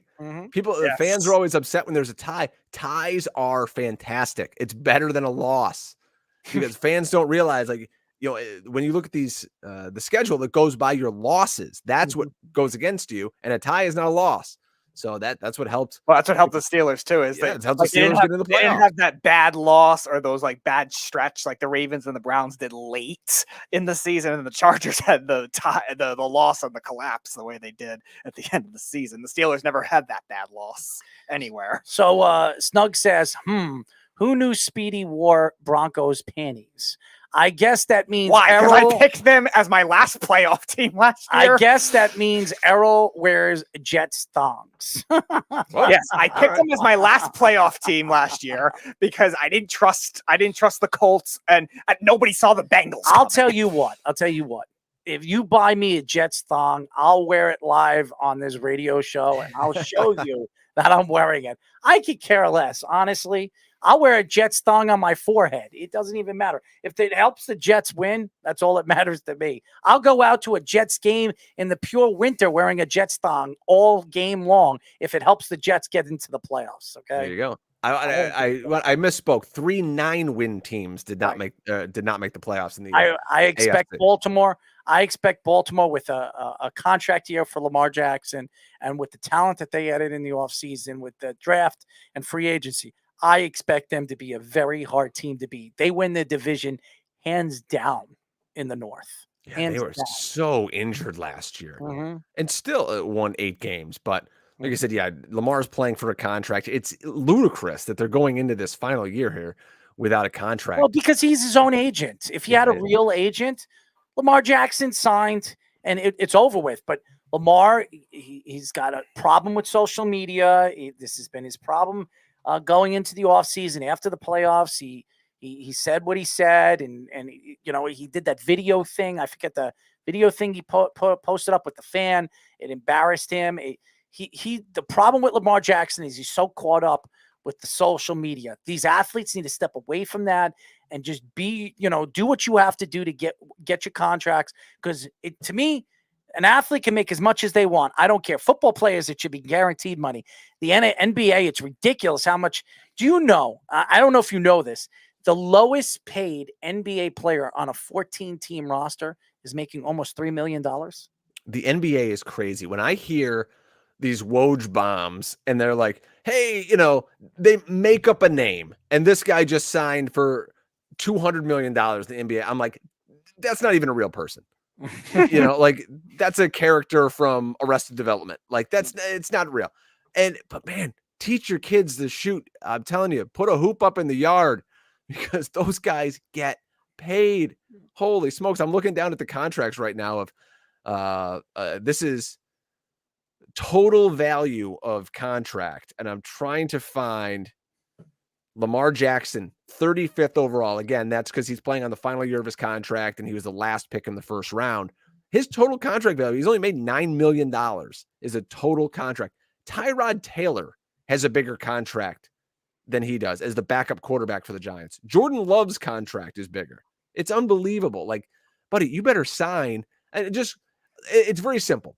Take Dak's contract, $160 million, and say, that's what I want to get. And guarantee it. Give him $130 million guaranteed. You want to jack it up a little bit. No one's going to give you Deshaun Watson money. That was a ridiculous contract. But you want to be between Dak and Josh Allen. Say, all right, give me $130 million guaranteed. Rock and roll. Let's go. It should be case closed. Go start counting your money. I want to go back to what you were saying about the 10-win teams that missed the playoffs. The worst one I feel bad for is the 2007 Browns. Just when they thought they finally going to make it, they lose on a tiebreaker to the Steelers, and they missed the playoffs. And there are also 4 teams in the AFC South that had all the 10-win seasons as well. And then the other one too, I don't know if you remember this because you being an Eagles fan, this was like a close race with them and the Giants. The Giants and the Buccaneers both missed the playoffs at 10-6, and the Eagles just barely went out of the division because they won the game late in the season against the Giants, and then the Packers make the last wild card spot and end up winning the Super Bowl. Oh my gosh. Yeah. It's people never remember like the seed or anything when it comes to the NFL playoffs. Everyone just looks back and go, oh yeah, Cincinnati, they were in it. And like, okay, they were 10-7. They were okay. There were nothing special. And they got hot and they won a couple of games, but we'll see what happens this year. The NFL is just so crazy. And that's why we love it, because it's 17 weeks of madness, and it was 17 games, 18 weeks. I love it. So I'm so excited. The training camps were around the corner and fantasy drafts are getting going, and we can finally get some real news in the NFL, because Lord knows it's the deadest time of the year for NFL news. I mean, people are pulling up, quotes on RotoWire from, just random bloggers like, oh, this guy's a source and he knows the inside scoop on Deshaun Watson. Like, no, he doesn't. Just stop. No, the guy that said today was a Cleveland guy, so I don't know how much you go into that. Yeah, it's just that whole situation's crazy. My take on that. Let's get the guesses from you guys. How many games is Deshaun Watson suspended? 10. 6? Okay. My guess was 12. The initial, I would say they're going to come out and say 12, and then it gets bargained down to 8 to 10. Okay. I think 6 to 8. That's where I think he's going to be. I can't see them giving any more, especially when there's no proof that he really even did anything except the 3 girls that he admitted to, which 2 out of the 3, he has text messages showing that these girls actually wanted, and one of them that he had sex with supposedly wanted to date him. So it's like there's nothing, and that's why he settled with those other girls, even though everybody says, why did he settle? Because he just wants this over with. He wants to move on. I think that a lot of these girls smelt money. The guy got a big, huge contract, and they just wanted to cash in on it. And that's understandable. That's anybody in this world. It's the world, the way the world works, especially the way the economy is and the way the market is right now. Everybody's trying to look for free money, and that's why everybody's suing. Well, so I think deep down, excuse me, I think deep down he's a super horny dude that was creeping on chicks on Instagram. Like, if you're a guy who's, young, you're 25 years old or whatever Deshaun Watson is, and your body is your temple, you don't go out and hire rando chicks on Instagram to give you massages when you can have the best professional masseuses give you massages. Did you even see the girls that were massaging him? Most of them were hideous. I mean, maybe that's his thing. I mean, but look at his woman. Look at his girlfriend. She's gorgeous. I mean, it doesn't make sense. Maybe that's his cover. It doesn't make any sense. None of it. By the way, the Yankees are down. Holmes, for the first time I saw Holmes, gave up extra runs and cost the Yankees possibly a game. They're down. Yeah, they're up 3-0 entering the inning, and I guess they're down 4-3 now. I saw it was down 4-3. Wow. I mean, like, Chapman's cooked. I remember watching him earlier this season. I've always got this kind of spidey sense. I can see guys once, and I immediately I know. I'm just like, nah, either a guy's great, he stinks, whatever. I remember watching Chapman earlier this year. I'm like, he's done. The guy, he's totally cooked. I mean, they'll keep him around and maybe see what you can get for him at the deadline. But what do you do with this guy? You don't want to put him in the game in the playoffs. No, and the way the Yankees have played over the weekend, they had 2 games that they should have beaten the Red Sox. They were up on Saturday going into 7th inning. Their bullpen choked. Then on Sunday, their bullpen choked. Well, their starting pitcher, Tyone was up like 6-3 or 6-2, choked and let the Red Sox get back in, and they beat them in extra innings. And now you have the Yankees again, the bullpen that's been so dominant throughout the year. And we expected this. Anybody that thought the Yankees were just going to go flow right through, I knew they were going to go on a skid where they were going to lose 3, 4, 5 games. You know what I mean? They're just too good of a team where they're not going to be able to figure this out. So they'll win the division by 6 games. They're not going to win by 15. No, I don't think so either. I think they'll win the division by 6 or 7 games. I think that's where they'll be. But I expect the Yankees to make some moves. And now that Aaron Hicks could be out. Now tonight, I heard he got hurt. Somebody was saying that he could have broke his leg. Oh, wow. He could be out. But the Yankees are already looking for, outfield help. I've been hearing Andrew Benintendi. So that's been a guy that they've been talking about before the season even started. So I expect the Yankees to make a couple of moves. And Brian Cashman, say whatever you want about the guy. He's weighed out his welcome and all this other stuff. The guy is a GM. You could put him in football. You could put him in hockey.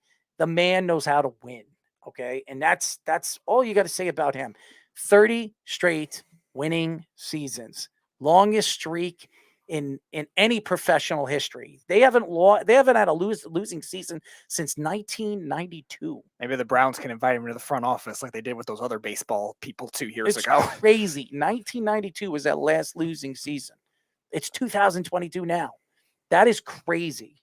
Okay, so Say whatever you want about Brian Cashman, that he doesn't know this, it's not easy to win championships. There's no doubt about it. It's not. But winning 5 out of 30 years, I mean, he wasn't he was the GM in 90. I think 98 was his 98. first year. So but he was the assistant vice president. Yeah, he was GM. on the staff before that. He was Long before that. Yeah, so he still won 5, and he was a big part of those championships. So I'm tired of sitting here and listening to the garbage that you hear. It's garbage. And then I'm hearing that if the Yankees don't win the World Series this year, the way they're playing this year, then it's a complete catastrophe. How could you say that? There's no guarantees. There's nothing. You can have the best overall team. The Dodgers, the last 3 years, have had the best overall team. How many championships have they won? One. I'm watching the Aaron Hicks. So he fouled a ball off his shin. Mm-hmm. It says precautionary X-rays were negative. So that's good. That's good news. So yeah, he's just Aaron Judge just struck out. So it looks like unless some kind of crazy thing happens, the Yankees are going to lose their 3rd game in a row. And losing against Cincinnati, everybody's going to be like, you lost against Cincinnati. How could you do that? Oh, Jeff's probably going to comment on that all day. I don't care what Jeff says. I don't care what anybody don't. says. I don't really care. By the All-Star break, the Yankees will still be 12 or 13 games over everybody in the division. It doesn't matter. And that division is ridiculous. That is by far the best division in baseball. 4 teams out of that division is going to make the playoffs.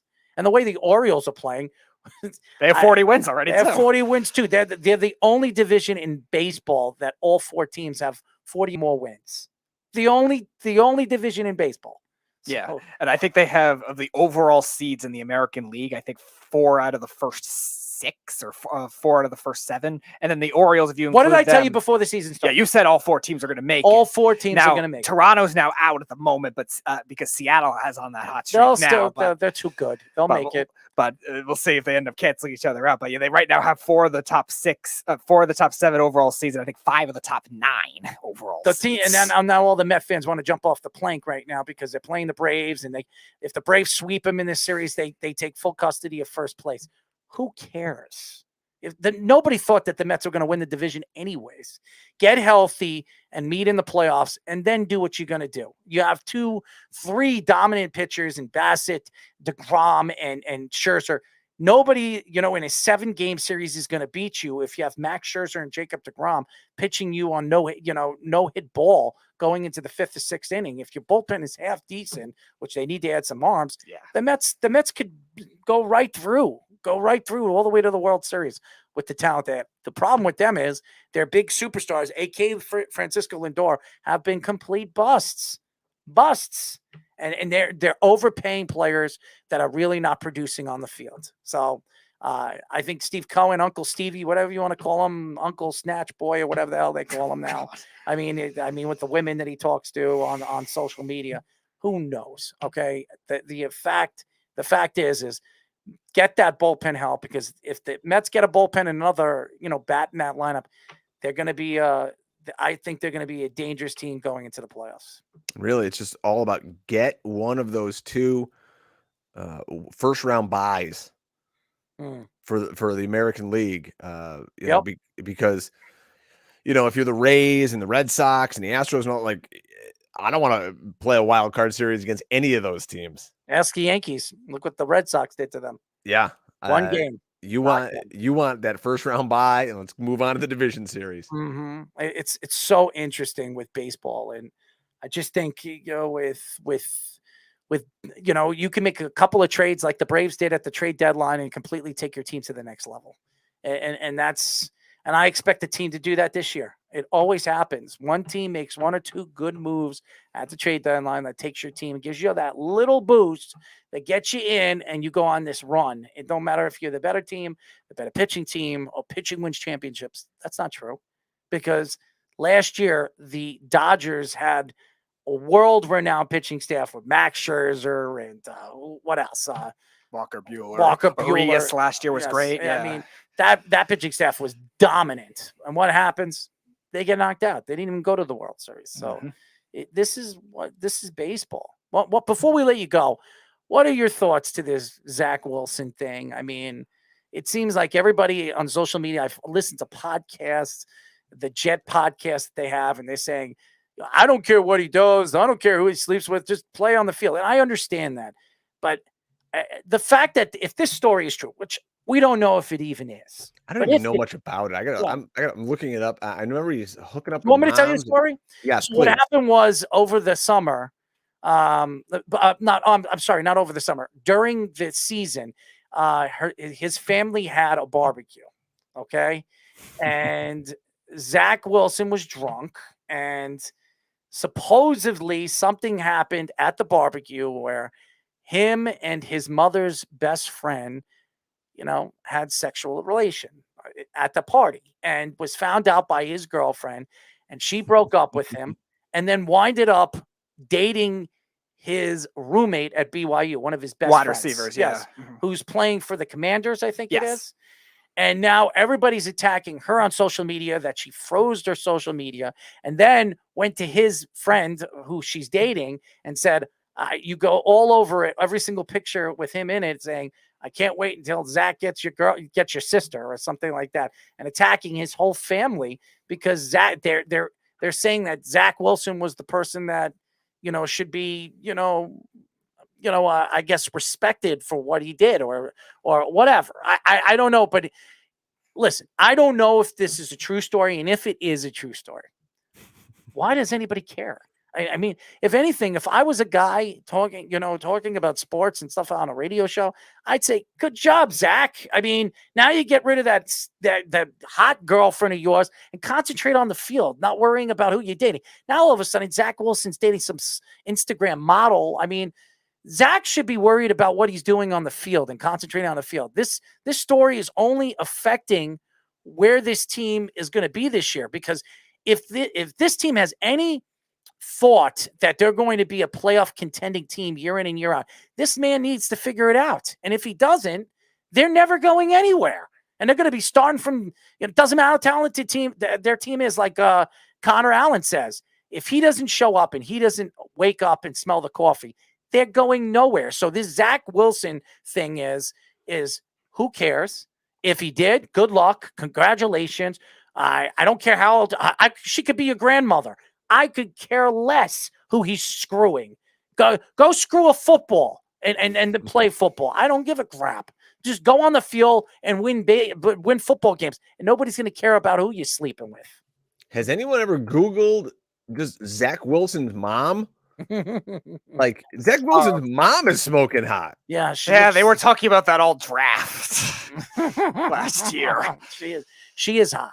She absolutely is. God bless him. This is what happens though when it's early July. Yeah. There's no training camp. We have nothing to talk about. Once we get with actual camp and there's things to talk about on the field, this will go away. And it's just some fodder for some sports media right now in a kind of a dead period. Bad. It's so bad for the Jets. You think that the Jets are going, they're slowly making, moves that are putting them where people are talking about them and saying like, wow, this organization is going to be good for many, many years. The way Joe Douglas is structuring it. They're one of the youngest teams in the NFL. They're going to be fun to watch this year, being that Carl Lawson's back and Jermaine Johnson's on the other side. And now all of a sudden this thing comes out, and now you're sitting here and saying, oh, here we go, clown football again. We're back to the Rex Ryan era with the New York Jets on and off the field. Geno Smith getting punched out by his linebacker. I mean, and this guy screwing his mother's best friend. I mean, this is not good for the Jets. He needs to focus on just getting better at football. I mean, you can't be completing 55% of your passes. Yeah. The guy threw 9 touchdowns last year. I mean, give me a break. Joe Burrow threw 5 or 6 in one game last season. I'm sitting here talking about how I'm not in love with Joe Burrow. And this guy threw 9 touchdowns all season. So he's got a lot to live up to. I often call Zach Wilson my favorite Disney princess just because he's so pretty. But it's going to just come down to what can he do on the field. It's a big year in New York with Daniel Jones and with Zach Wilson because it's the same story with both of them. All the weapons around you are there. You've got the table set for you. Go make a 5-course meal here. I got a question for you. Sure. Okay. These guys are high. All these draft picks, they're all first-round picks. Everybody thinks they're going to be superstars in the league. They're talented. And most of these guys, I would say 3% become superstars and Hall of Famers, and the rest are garbage. Why is it? What is the difference?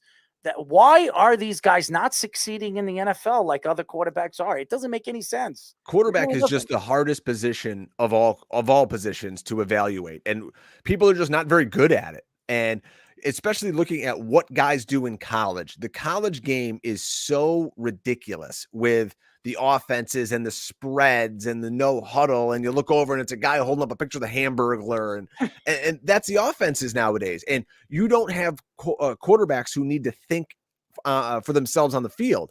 It's guys who then get to the league and they're like, hey, Sean McVay, tell me what to do. Like, tell me what to play. Like, that's why I love a guy like Mac Jones. I think Mac Jones is going to be an outstanding pro for the Patriots. So do I. Smart kid. He's got a good arm. God forbid they ever get him a freaking weapon out there in New England, but I love him. It's just quarterback is so hard to figure out. I mean, look at a guy like Carson Wentz. Carson Wentz comes into the league and Jared Goff, they were 1-2. Carson Wentz looks like the MVP one year. Now he's on his third team in 3 years. Nobody wants the guy. And he's replaced by Jalen Hurts, who can't throw the football from me to you. So it's such a hard position. And that's why guys like Tom Brady and Aaron Rodgers stick around for 20 years. You have to cherish it if you're a fan of those teams.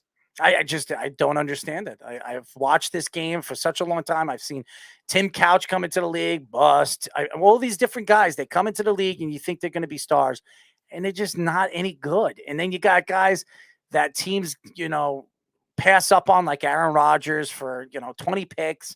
He goes to Green Bay. He becomes one of the greatest quarterbacks of all time. Tom Brady's a 6th-round draft pick, becomes one of the greatest quarterbacks of all time. And Russell Wilson's a 3rd-round pick. He becomes one of the best quarterbacks in the league. How many times do you see lottery quarterbacks become any good? I mean, Burrow. I mean, I guess Justin Herbert. I mean, Josh Allen. I mean, there aren't many of them. There really isn't. And I would say there's, out of the last 10 years, there are more top 10 quarterback busts in the last top 10 than all Pro Bowl quarterbacks that ever play in this league. It's crazy. How many? I mean, if you're going to take those guys, you've got to take them early. That's just the nature of the beast now. So if you need a quarterback, it's very unlikely in this day and age you're going to get a guy even past the 2nd round. Jalen Hurts is a 2nd-round quarterback, and a lot of people say he was overdrafted. I did at the time, yeah. Yeah, they didn't have him on their draft board as a 2nd-round pick. You don't see it anymore because everybody just elevates these guys up the board. And that's what gives me pause about guys like Malik Willis this year or in the future. I know Ryan Tannehill could be out the door after this season, but Malik Willis, people pass time after time after time on him. And in a quarterback-starved league, that just doesn't happen anymore. People go up and they're going to get a quarterback. They're going to take a shot on a guy. So, yeah, I mean, I'm just looking down the league here.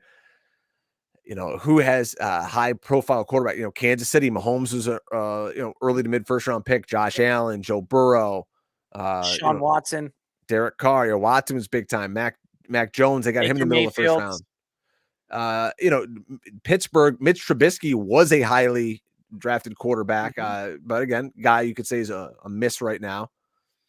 So yeah, I mean, if you want to get a quarterback, you got to get him early, but you're right. It's 50-50. And that's why so many teams are going to be in the running next year with CJ Stroud and Bryce Young and all the talent that's coming out, because you just got to keep firing at those lottery tickets. Well, 50 years for the Jets lottery, still can't find one. Don't worry, at least they're not as bad as the Bears. The Bears have never had a quarterback that's thrown 4,000 yards or 30 touchdowns in a season. I like Justin Fields a lot. Their offensive line is a joke. Their skill position players around him are a joke. If I was him, I would be super pissed because they're not helping him at all. I mean, imagine if he was in Seattle with DK Metcalf and Tyler Lockett and, a team that has a clue, even though they're playing 1940s football out there. I'm going to say the most outdated offense ever, but yeah. But still, if you put that team with Justin Fields, you'd say, I think Seattle's got a shot in the NFC West. They can compete. Justin Fields would have to create like Russell Wilson did, like the first 4 years of his career, the way he did. Right. But in Chicago, he's got no chance. I mean, they've got, JV players playing offensive line for them this year. It's going to be so bad. And that's why another guy I'm wary of is David Montgomery in fantasy drafts. He is not going to have room to go anywhere this year with that offensive line in Chicago. So buyer beware. Yeah, plus they'll be David behind Montgomery. the games a lot too. I can't imagine them running the ball a lot either. I like probably Mooney, but that's probably it for their weapons. I think Mooney's miscast too. People say, "Oh, Mooney's this, elite wide receiver one." Well, no, he is because they don't have anybody else. I don't think one though. I think he'll be like a fantasy 2 or something like that. But on his own team, I mean, he's the one. He's gonna have to be, yeah. Which just says how terrible. By the way, team the is. Yankees lost tonight. So. Oh my gosh. So the Yankees lose a game they should have won. They were up 3-0 going into the 9th inning. All the betting people, I thought they had obvious bets on that. Nope. And they lose. So I'm not surprised. I don't care. I'm not gonna jump off a bridge because the Yankees lost 3 games in a row. This is the first losing streak they've had in a long time. Since they got swept by the Tigers or something like that in the beginning of the season. It's crazy, but you expect it. But the Zach Wilson thing, the Seattle thing with Jimmy G. I mean, and then could Deshaun Watson get 6 games or less going into the season because of this whole debacle of craziness going on in the NFL? With the what did they have, the conference or whatever they had, the trial, the trial or something. But they had the NFL hearing last week. It doesn't. Goodell doesn't make the ruling anymore. People still think, oh, Goodell's going to come down. That's not how it works. Yeah, they were saying that last week, so it's not all him anymore. Mm-hmm. I do. Before are you a hockey fan?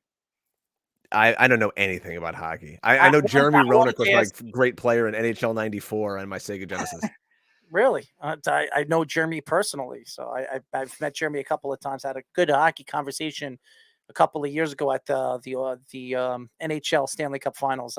In Boston, he was there, and I had a really good conversation with Jeremy Roenick. I had a poster of him on my wall because of that game. I loved playing with the Blackhawks back then. I had a Blackhawks pullover starter jacket.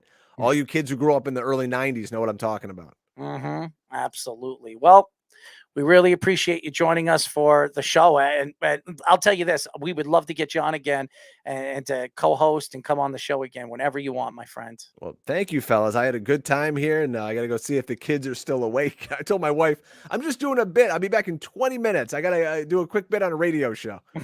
More like 80. but you were great, and you gave us some good takes, and we really appreciate you, man. We really do.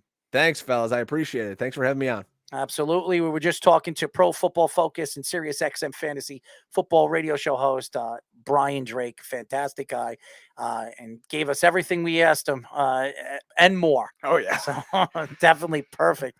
A little bit of everything. Yes. We have a little hockey to talk about, a little bit. Yeah. With the Patrick Kane situation. It seems like Chicago is parting ways with him. Mm-hmm. What is he saying? I would agree with that sportscaster then. Oh, Ben is saying Carl can't remember what sportscaster it was, but they picked Vikings, Packers, Lions, Bears as the NFC North standings for the upcoming season.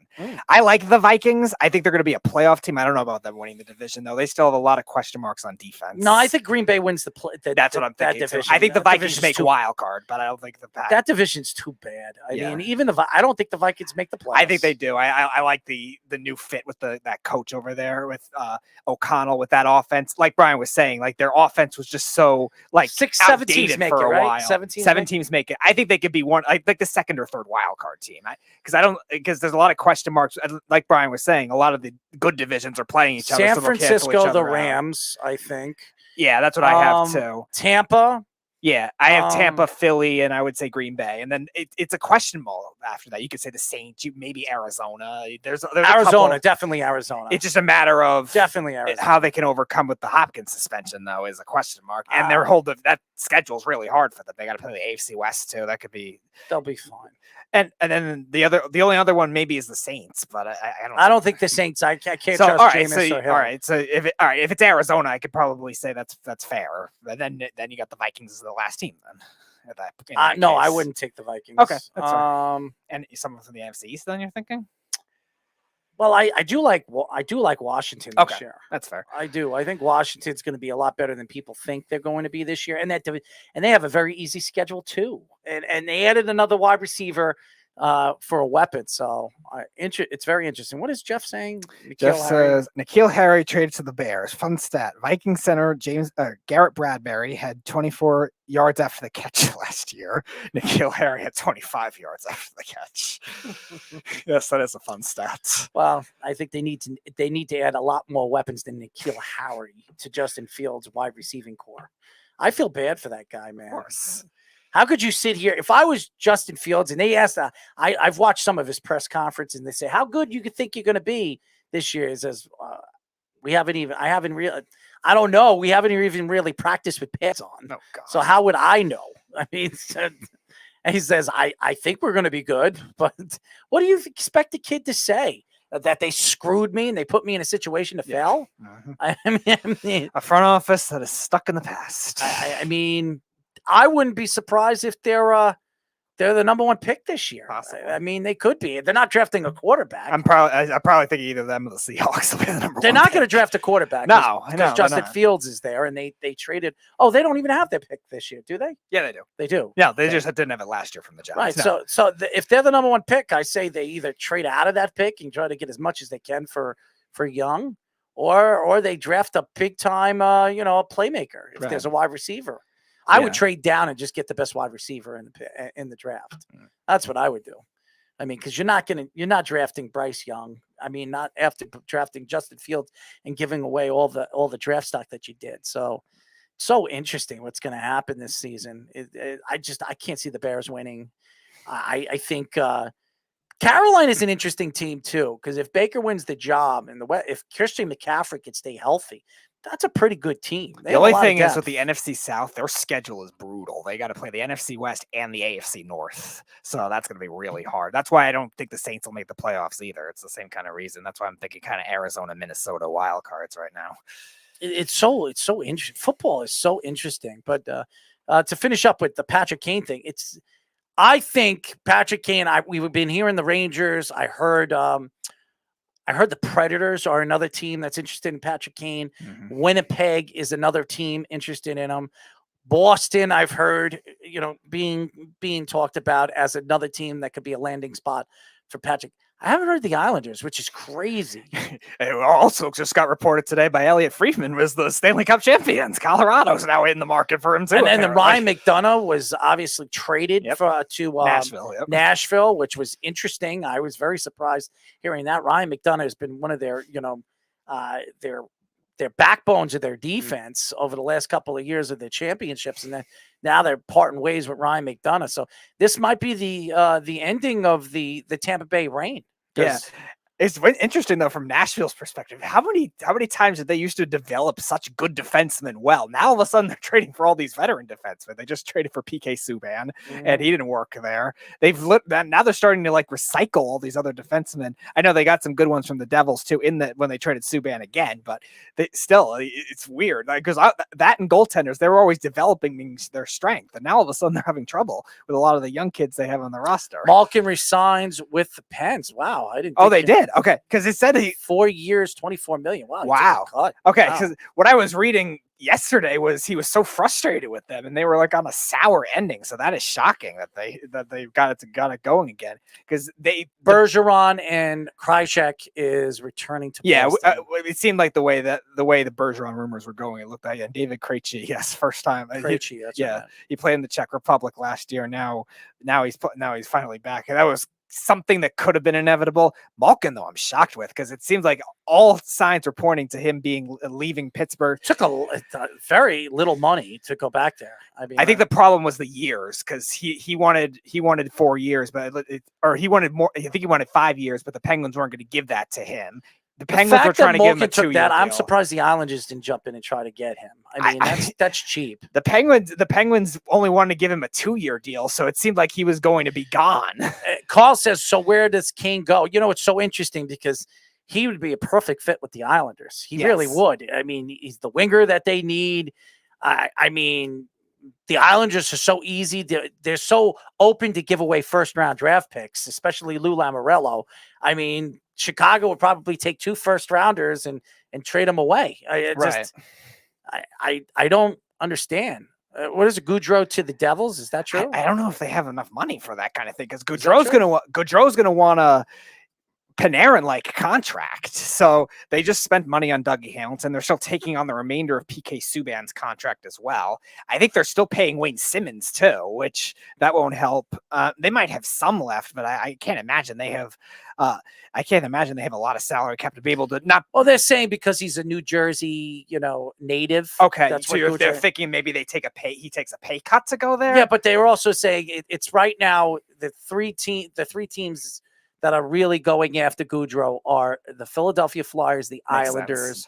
and the Devils. Okay, yeah, the Flyers make sense. They love to spend money, but they have a lot of money invested in the wingers. Supposedly, what I hear, that was the guy that the Islanders were gunning for from the beginning. It wasn't even. I was very surprised when Philip Forsberg got that 8-year deal, which I think was ridiculous, a ridiculous deal. That was another one I was surprised at. As soon as I saw that, you were hearing that Goudreau was the guy, and then I've heard that also JT Miller was another guy that they were very interested in at the draft. But it looks like Goudreau's the guy that the Islanders are gunning for. I don't know if the Islanders are going to have enough to get him, and because they're going to be teams that could give him more money and more years than the Islanders can. So yeah. Yes, Ben, that was the report. Kane to the Avalanche, possibly. Really? That Elliot Friedman reported today. What are they going to trade for him? They're probably some of their younger, like third line. They got to give away contract because he's highly paid for the last year. Yeah, I would imagine because Kadri's a free agent, so they're going to get some money off from there because he was making, I think, $5 million. So Kadri is a free agent. He's a free agent. Yeah, that's a guy the Islanders should look at too. They should, and if I'm the Rangers, I would look at that too if they can't re-sign their guys too, because he's a guy that is a good face-off guy that'll definitely help that. Jeff says Kadri to Islanders 5 years. I haven't heard $4 million. I haven't heard. I'm sure these are just joking rumors at this point. Maybe he's telling the truth. Who knows? I haven't heard anything connected with the Islanders, but it doesn't hurt for them to get a guy that was so good in the playoffs last year. I expect the Islanders to make a move for another offensive weapon. I just don't know who they're going to get, and everything is leaning towards Johnny Gaudreau. Right. That's the guy that they want. Also, they're interested in Uyghur. Is that Mackenzie Weegar he's a defenseman from Florida. Yeah, that's what I'm hearing right now. He's great. I'm reading it right here. Wow. Okay. That's interesting. He's a great defenseman. So I would say he's probably top 10, 15 in the league. The question is, are they going to want to spend what they need to spend in order to give I don't know. This is another name that is popping up on the Rumorville, where the Islanders are looking for, and I understand what the Islanders are doing. That's why they made the trade for young defensemen. Yes. Is they want to bring in a young veteran defenseman to play with Dobson. They want the elite defensive team and then build around the offense that they have. That's what they're building on. That's what the Devils did over the years. And that's what I think Lamoriello's trying to do, and have a good goaltender, which they have two of them. So that'd be insane, though. Weegar with Pulock and Pelech and Dobson. That top four is the best probably I've ever seen. If you're in my time watching hockey, that's what they're saying. That would be insane. I don't know how realistic it is, but all it's saying right here is that the Islanders are interested in Weegar. That's what it's saying right here, and also the Islanders will be in on Gaudreau, which we know. The question is, how much are they willing to pay him? Right. And they have to pay Dobson too. They're going to have to give him a lot, because unless for some reason he takes a pay cut to stay local, which I doubt he'll do, because he's coming off a 115-point season. So he's going to want a Panarin-like contract. Now, his problem throughout his career has been he's had trouble staying healthy in certain years. So that might hinder him from getting the 12.5 that Panarin got. But the way he played last year, he's well deserving of that. And he fits like a glove with Barzal with his speed. So I think I don't understand why the Islanders aren't in with Kane, but yeah, I'm sure there are veteran teams that are looking to bring in a player that can help them take them to the next level. Errol is reading Josh's Twitter feed. Well, Josh isn't an Islander fan, so I'm not reading that. Carl, I was trying to go back to your other comment. I was blasting the Blackhawks all of the draft. Well, this is NHL rumors. It says it right over here. All the rumors right here with people writing it. Gaudreau. The Islanders are interested in Weegar. Oiler also Evander Kane is another guy that the Islanders are interested in. Yeah, that's so. interesting. Now again, that I doesn't wouldn't really bring help. him in. That does. Yeah, I was going to say that doesn't help necessarily from the team speed perspective, but No. definitely a spark for the Oilers. But in it the seems like playoffs. Goudreau is the guy. I'm very surprised Calgary hasn't re-signed him yet. And He's testing the market. The longer that they wait, the longer that this goes on, I don't think he's going back to No, the Calgary. free agency market officially opens tomorrow, so he looks like he's going to test the market, and he might get more money somewhere else the way it's happening right now because he's going to want that kind of top 5 type money for a forward. And I think the Flames they might be in position. To I give don't it to think the him. Devils have the money to get him. That's what I said too. That's why I said I'm surprised you brought that up. But then again, he also brought up the Flyers. I don't know if they have the money to give. I'm just telling you what the I know, the 3 the teams names, that are yeah. mostly interested in him. Well, it makes sense, but the Flyers love to spend money on wingers. Everything that I've read is the Islanders are the lead team to get him if he does go to free agency and it is open. And I expect him to get signed pretty quick. So the free agency market opens tomorrow. I expect him to be signed in the next 48 to 72 hours. He's the biggest name on the free agency market. And most people believe that he's not going to re-sign with the Calgary Flames, which is very surprising. Very. If a guy that's been a steady franchise guy. Now, obviously, they haven't won year to year with him. They've been a very streaky Say team. the Islanders get Goudreau. Does this take them to that next level? Are they Yes. are they the way all do people take them to be the favorites of winning the Stanley Cup? I don't know, but I don't know about the favorites. I would say they're definitely one of the top 3, though. They'll probably still say Carolina talent-wise and maybe Tampa, but in terms of the Islanders, I would say they get that boost if they could bounce back to what they were, and now they're younger and faster. I would favor them over the Lightning if the Lightning lose more pieces too. It just depends, but I think that's a perfect fit if they do somehow make it. It just depends on if they can get back to the 2019 form of what the Islanders were, because even the season after that, they were still kind of a strugglesome regular season team, so they haven't really taken that next step there. Jeff says the Islanders will get nobody. Thank you, Jeff. You know what's so funny about Jeff? He'll take shots at any New York team, especially that I root for.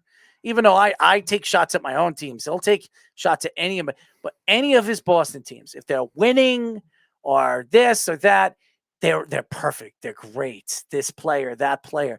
I brought up. I give some kind of take on Donovan Mitchell, and he shoots it down, and that's why I think it'll be so funny that Donovan Mitchell gets traded to the Celtics, because then I'll tell him I told him so. Because the problem with him is he always thinks that he knows everything. Carl says, the Orioles win again. What if a front office messes up which game they go after? It's funny. I actually was just last weekend. I was actually talking to my cousin about that. Why don't you? By the way, Jeff, you say you crap on Michigan as much as you do with New York. How about crap on your own teams? Your teams are not perfect. All right. And you say, you do. No, you don't. You don't do a lot of it. You say 1 or 2 things and you go off the subject and never talk about it again. Okay. Carl, I just want to mention, because I was talking with my cousin, I brought up the Browns in 2011 draft debacle of drafting Jordan Cameron instead of Cameron Jordan. So you could have had a potentially Hall of Fame 100-sack pass rusher. Instead, you draft Jordan Cameron, who does nothing for you at the tight end position. So yeah, maybe there is an NHL front office that'll end up doing that. And then going back to your DeBrincat comment, I couldn't believe what the Blackhawks were doing on that draft night. I'm, by the way, very happy for the Baltimore Orioles. I am, because to me, I love that they have fight. Are they going to make the playoffs? It would be fantastic with that division the way it is. It would be fantastic to watch. People are going to be making a lot of money on the odds they had at the beginning of the season. They're supposed to probably be either the worst or the second worst team in the American League. They have League. a lot of nice young players. They do. They really do. But nobody expected them to have this much pitching like they do too. 2 young pitchers that are very nice. They rebirthed Jordan Lyles, who was a former top 5 pick. Call up our boy Vesey, and he's been unbelievable. Yeah, he's been very good. They have a lot of guys just from other trades too that people didn't think were high level prospects, either from the Machado trade. They made one with the Yankees too, for Dylan Tate, and I don't know if he's had a great role, but he has a steady role in that bullpen. And the young pitching that they have is a lot better than expected. They still have some good hitting, a lot of good outfielders too. And they're not going to have to trade those guys off because they're overperforming. They're probably going to maybe just stand pat. I don't think they're going to aggressively buy, but they're not going to be trading those guys off like we originally thought maybe a month ago. it's fun to watch, and you like to see teams like this to like really figure things out. And I think they're on a 9-game winning streak now. They just swept the Angels. I think they took 2 out of 3 or something. The series before that, 8 wins in a row in total. And if Carl just said they won tonight, that makes it 9. So they've really done it. They've been pesky in their division too. They've done well against the Rays. They've done well in certain instances at the beginning of the season against the Yankees. So they're hanging tough for a team in that division that was supposed to be like, they were supposed to maybe have 60 wins at the end of the season. Almost have 60 now, and probably will in about a month or 2. Well, and that's what makes baseball so interesting, and that's why there's so much baseball left, and anything could happen. It really could. So I'm intrigued of what happens after the All-Star break, especially in the Yankees division, and in such a dominant division the way it is and the way it's set up. And listen, the Yankees lost 3 games in a row. Am I happy that they lost against Cincinnati? No. I mean, I can't sit here and say that the Yankees have looked good over the last couple of days, but it's so early, and I don't expect it. Being 61-26 is not something that you just, oh my God, we're losers. They're 14 games over the second place team.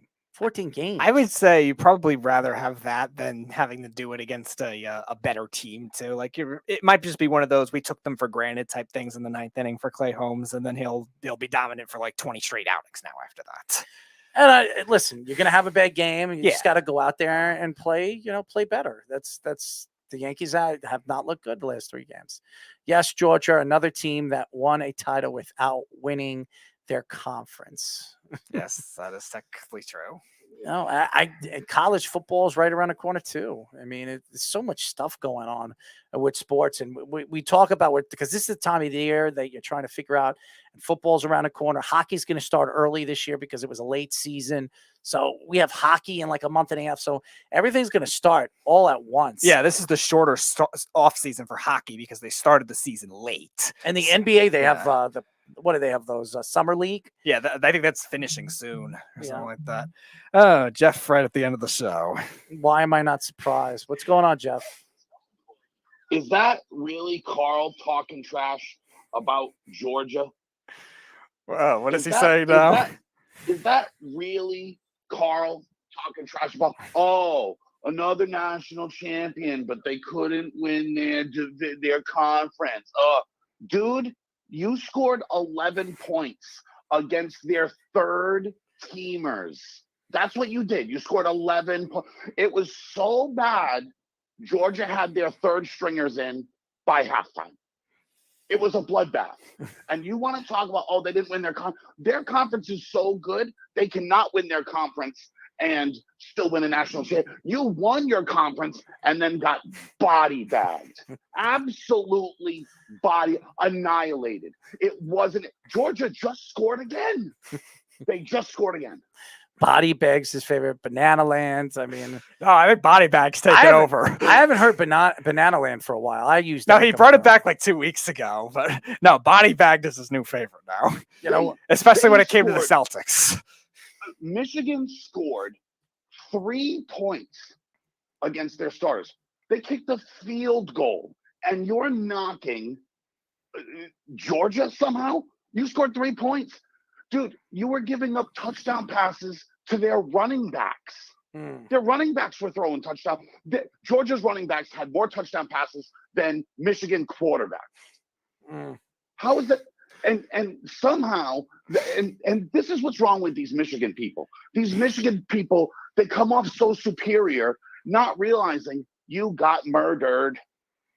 Like, what is going on in this world, bro? Carl says, doesn't matter, Jeff. They have 2 SEC titles in 10 years, and this isn't a Michigan versus Georgia debate. Just get off Georgia's nuts. I've got some interesting news. Le'Veon Bell says he's shifting his focus for boxing. Won't play in the NFL this season. All right, Sean Merriman, you're up. Oh, man, Le'Veon Bell. What a laughing joke. How funny is that? Le'Veon Bell, who at one point was a Hall of Famer, was going down as one of the elite running backs of our era. He gets hurt one year, then sits out another season, 2 years. Then he goes to the Jets. Completely was a bust, and then was jumping ship from one place to the other. What a joke! Taking Well, shots at now- Andy Reid on the way Now out. he's going to box. How wonderful! And who's this? He's going to fight Adrian Peterson at the Crypto.com Arena in Los Angeles on July 30th. How wonderful! Him and Adrian Peterson. What a joke! Adrian Peterson at least is a Hall of Famer.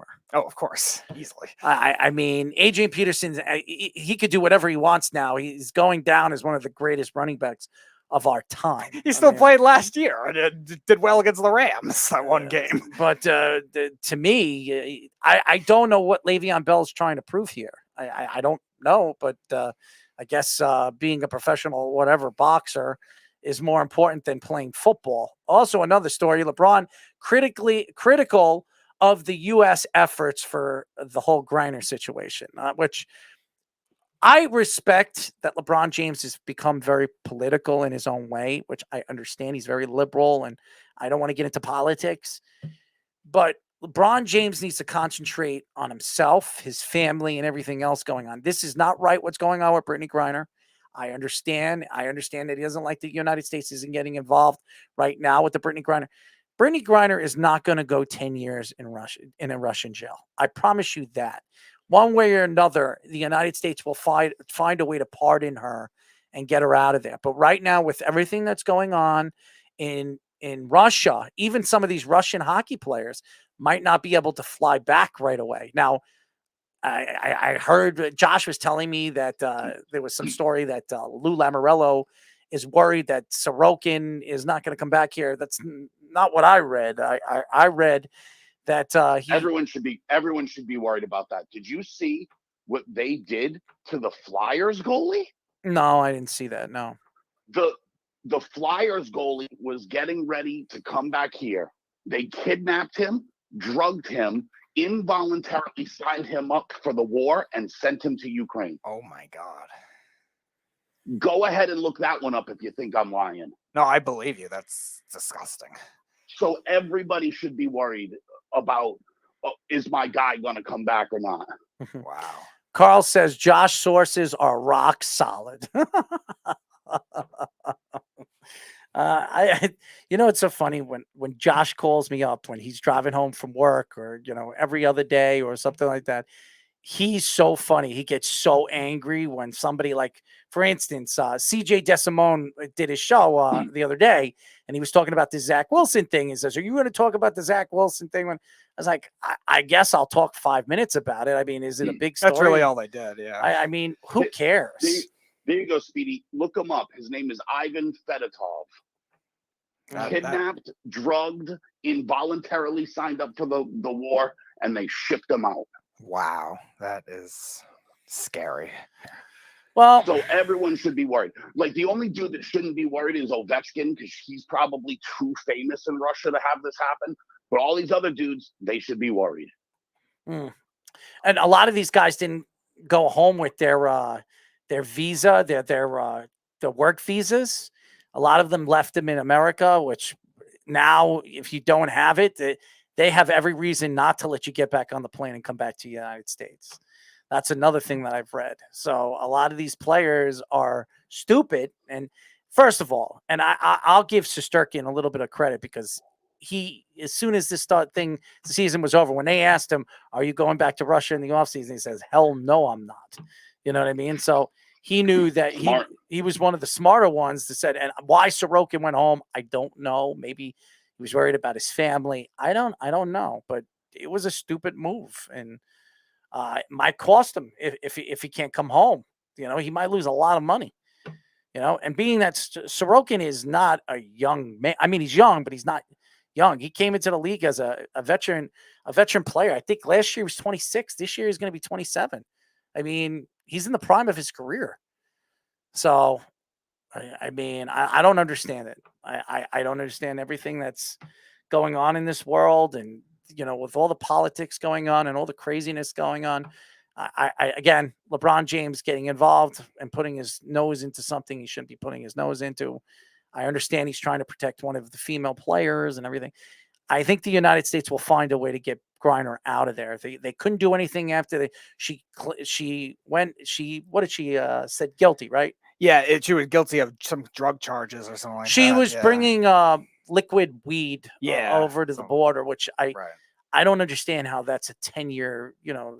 thing, but I guess because of everything that's going on and they hate U.S. people, they're going to try to, politically prove that, try to show everybody that if you do this, you're going to jail. But 10 years, I can't see. I could. She's been in jail for what, 140 days or something like that. It's a long time. Yeah, I think since like March 16th or something. She's been there a long time, Yeah. but I think with everything that's going on, once she gets sentenced, I think they'll find a way to get her out. I really do believe it. What is It's depressing. It is. We should get back to talking about fun stuff, right? Yeah. What's like that? here's a fun stat for you. We have 51 days, 23 hours, 52 minutes, and 24 seconds before Michigan starts another losing season. Snug says weed should never be a crime. Wink. I mean, but it is in some countries, though. It is. And like, this is like, look, do I want Brittany Griner to come home? Yeah, yes. Is it terrible what's happening to her? Yes. Sure. But let's be honest about this. And this is going to be real unpopular for me to say. People are going to crap on me. Guess what? You don't want this to happen. Don't take drugs to other countries. She didn't deny it was hers. Everyone's saying it was hers. But because it's legal here, you think it's legal other places? How about doing a little research about the countries you're going to and their laws? If she had taken it into the Philippines, do you know what the punishment is for that hash oil in the Philippines? Death. Death. Yeah. Oh, my God. Yeah, Duterte don't mess around, right? So she's lucky she's in Russia. But I don't know. As Americans, can we not just assume that every other country is like ours and has our laws? And she shouldn't have brought it there. Yeah. That being said, she should be brought home. Yes, and I think one way or another they'll figure it out, but they have to wait until she gets sentenced, and from the sentence, I'm sure the United States, because the United States have promised, Russian people that are in jail that they'll send them back for a flop, a switch. But we'll see what happens. I have a question for Speedy, if I can. Speedy, how many yards do you think Chris Stroud will throw for against Michigan? 400? 450? I'll go 342. 342. I say 523. 523. Wow. He's going to throw for 500 yards and 6 touchdowns. 4 of them to Jackson Smith and Jigba. That kid's going to be nice, too. It's going to be awesome. I'm just going to be dancing on Carl's grave the whole time. Oh, man. You're so mean to Carl, but I'm not mean to Carl. This is a reality. This is what the Michigan people do. He took a shot at Georgia and was like, "Oh, how can you win? You didn't win your dude. You kicked a field goal against Georgia. That's what you did. You kicked a field goal. You don't deserve anything. Go home." What would you have said if Michigan beat Georgia? It was never going to happen. But if they did, would you have been surprised? If they did, surprised, I would have had a heart attack and died. So it's not even close when a team like that. Like, listen, here's the reality of the whole thing. Was I on Georgia the whole year? Sure. Can I gloat because I was? It's fun. Absolutely. Okay? But here's the reality of the situation. If you're a one-dimensional team playing the best defense college football might have ever seen, you're not doing anything. And the fact of the matter is, they were a marginally good running team, and they could not throw the football. Carl says no one is comparing the two. He did. What do you mean? What do you mean no one compared him? Is he not the one that was like shitting on Georgia? Oh, they didn't even win their conference. Like somehow Michigan's superior? Get out of here. You kicked a field goal. I can't wait until the college season starts. I really can't, because it'll be interesting. It's going to be great. I love it. I know you love it. I've narrowed down my choices to 2 teams this year. Well, I will say this. Our Moneyline Mania for our weekend show, they're dead on. So if you like picking right now, Jeff, I know you like betting. You have to listen to that segment. Listen to the replays of the show on our app. These guys are dead on with their picks. dead on, especially in the Canadian Football League. I do all right myself there, Rabbit. I sure you do. Well, I guess I'm a rabbit. I guess you're the pig, you know? I'm just saying I got it down to 2, and I think I got 2 pretty strong choices. Really? I think so, yeah. I think I got it down to 2. And I'll tell you what, I'm not even, well, I guess one of them kind of is. One of them, my dark horse, is from the SEC, but the one I think will probably win this year, not an SEC team. Who is that? Ohio State. They were my pick last year, but once I lost to Oregon, I saw some flaws in them. Very strong team this year. Very strong team. You know, lots of question marks with lots of other teams. I liked Georgia last year, but lots of question marks. They had one of their best receivers transfer to Alabama. Who's that? I forget the kid's name. But he was there last year. He was a pretty good receiver, but he transferred to Alabama. Georgia's lost Jermaine a lot Burton, on defense. Jermaine Burton. Yeah, there you go, Jermaine Burton. But they lost a lot on defense. Carl says OSU will be unreal. OSU is going to be very strong. Very strong. I also like Texas A&M. I'm still liking Texas A&M. Well, they got the money, and they got a quarterback. They had a very good transfer year. Very good transfer year. They picked up a lot of dudes. Could help them in a lot of ways. They have a tough schedule, though. Money talks, my friend. Money talks. Well, you know, listen, it does. But at the end of the day, it's not like other teams aren't paying people. Did you see the Miami quarterback got $9.5 million? No, I didn't see that. No, I didn't. Yeah, you were discussing that a couple weeks ago. I would love to see what Archie got. Oh, dude, he's gonna break the bank if that kid got $9.5 million. Archie, there's only one reason why he went to Texas. I can't see the reason. You know, he could have went to Georgia, LSU, Alabama. He decides to go to Texas. He actually couldn't have gone to Alabama. Oh, that's right. They got the other quarterback. But... They took that other kid first. So Alabama was kind of like, we want you. And then he was kind of screwing around. He's like, screw it. We're not waiting. We took this other kid. Interesting. I mean, which is a luxury one of the best programs in the country has. You know? Oregon must have paid buku bucks for more. That's what Carl says. I mean, they have it to spend. A lot of schools have it, though. It's not just one school or something. There's a lot of them. I mean, did you think Miami, who had $9.5 million, to give to one kid? If you're a young football high school kid with these players making money like that, you must be glowing with the money dollar signs on your, in your mind when you're a high school kid, that now you can go to football teams in college and make millions of dollars before you even step on an NFL field, if you even play NFL football. It's crazy. Snug says Arch Manning got $87 million and a date with Zach's mom. Yeah, this Zach Wilson thing is wild, huh? You must be pumped, Errol. This is the first time any Jet had scored over 40 in a long time, right? You're an idiot. I think it's funny. I think it's stupid, but whatever. I sent you the text. I thought you should put it on a T-shirt. Dude, I knew about it before you sent it. I saw you sent it to me. I just think it's a funny story. And I think it's a fake story. I think it's his girlfriend just making up something to try to make it look like it was okay for her to jump ship and go and date his best friend and his roommate from BYU. I think that was the only reason. It doesn't make any sense because Dax Milne is making no money. Yeah, I know. And Zach Wilson makes all the money. So why would she do that? I don't know. Unless he's got a little unit. I don't know. But I don't know if I believe that story when she brought it up.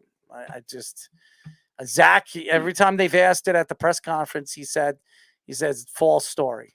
That's what he says. So would you expect him to confirm it? Why not? Why not? If I'm a player, I'm gonna say, yeah, I did that. Who cares? Because there's other relationships there at stake, though, right? Because there's the relationship of the friend with the mom, and what's that like? It could be a lot more there than just him and his girlfriend.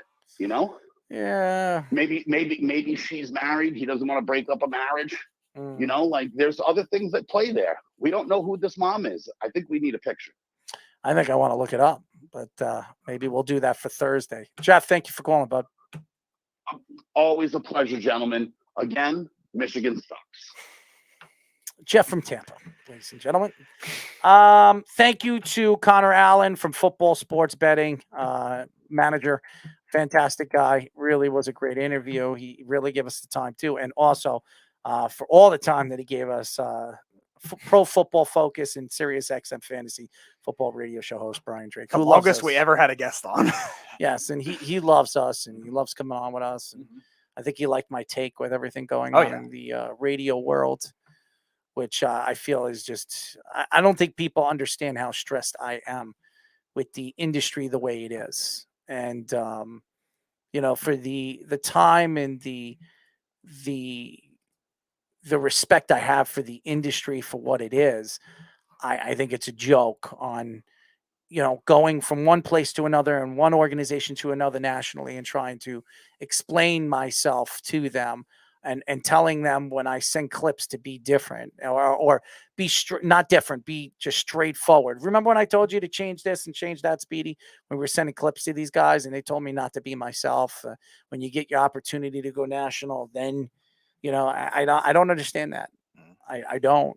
And it's very frustrating to me because for everything that I've done in this industry from top to bottom, and what I've changed in this industry as a personality, I think I've given more than enough time and love and passion for this business to get where I want to go in the industry. So I don't understand it, but like Brian says, he says when the opportunity comes and you get an opportunity, I know you're going to win with it. So it's just I'm frustrated. What is Snug saying? Thank you. Thank you to Jesus, the devil, and Zach's mom. Thanks to woodland creatures staying in the woods and not ruining the show. Thank you to Anchorage Man and Gerard giving us hope. And then Carl says, I always feel like Jeff applied to Michigan and got rejected. When are we going to get Gerard back on? I asked him today, but he couldn't do it today. He was traveling back from somewhere. Well, Gerard, Mark, everything. Ben says Carl Falk, lucky for him. That would be terrible choice of school to attend. Anyways, we'll be back on Thursday as always. Thank you to our guests. You were fantastic. Thank you to the fans that support what we do and every single Tuesdays and Thursdays, and even on the weekend crunch on the weekends. We put a lot of time into our content. We make sure that this show is the voice of sports radio and for the fans because they deserve a voice. It's not just us. We really respect all the fans that are dedicated to our show and have fun with us every single Tuesdays and Thursdays. Our show will be moving to 7 to 10.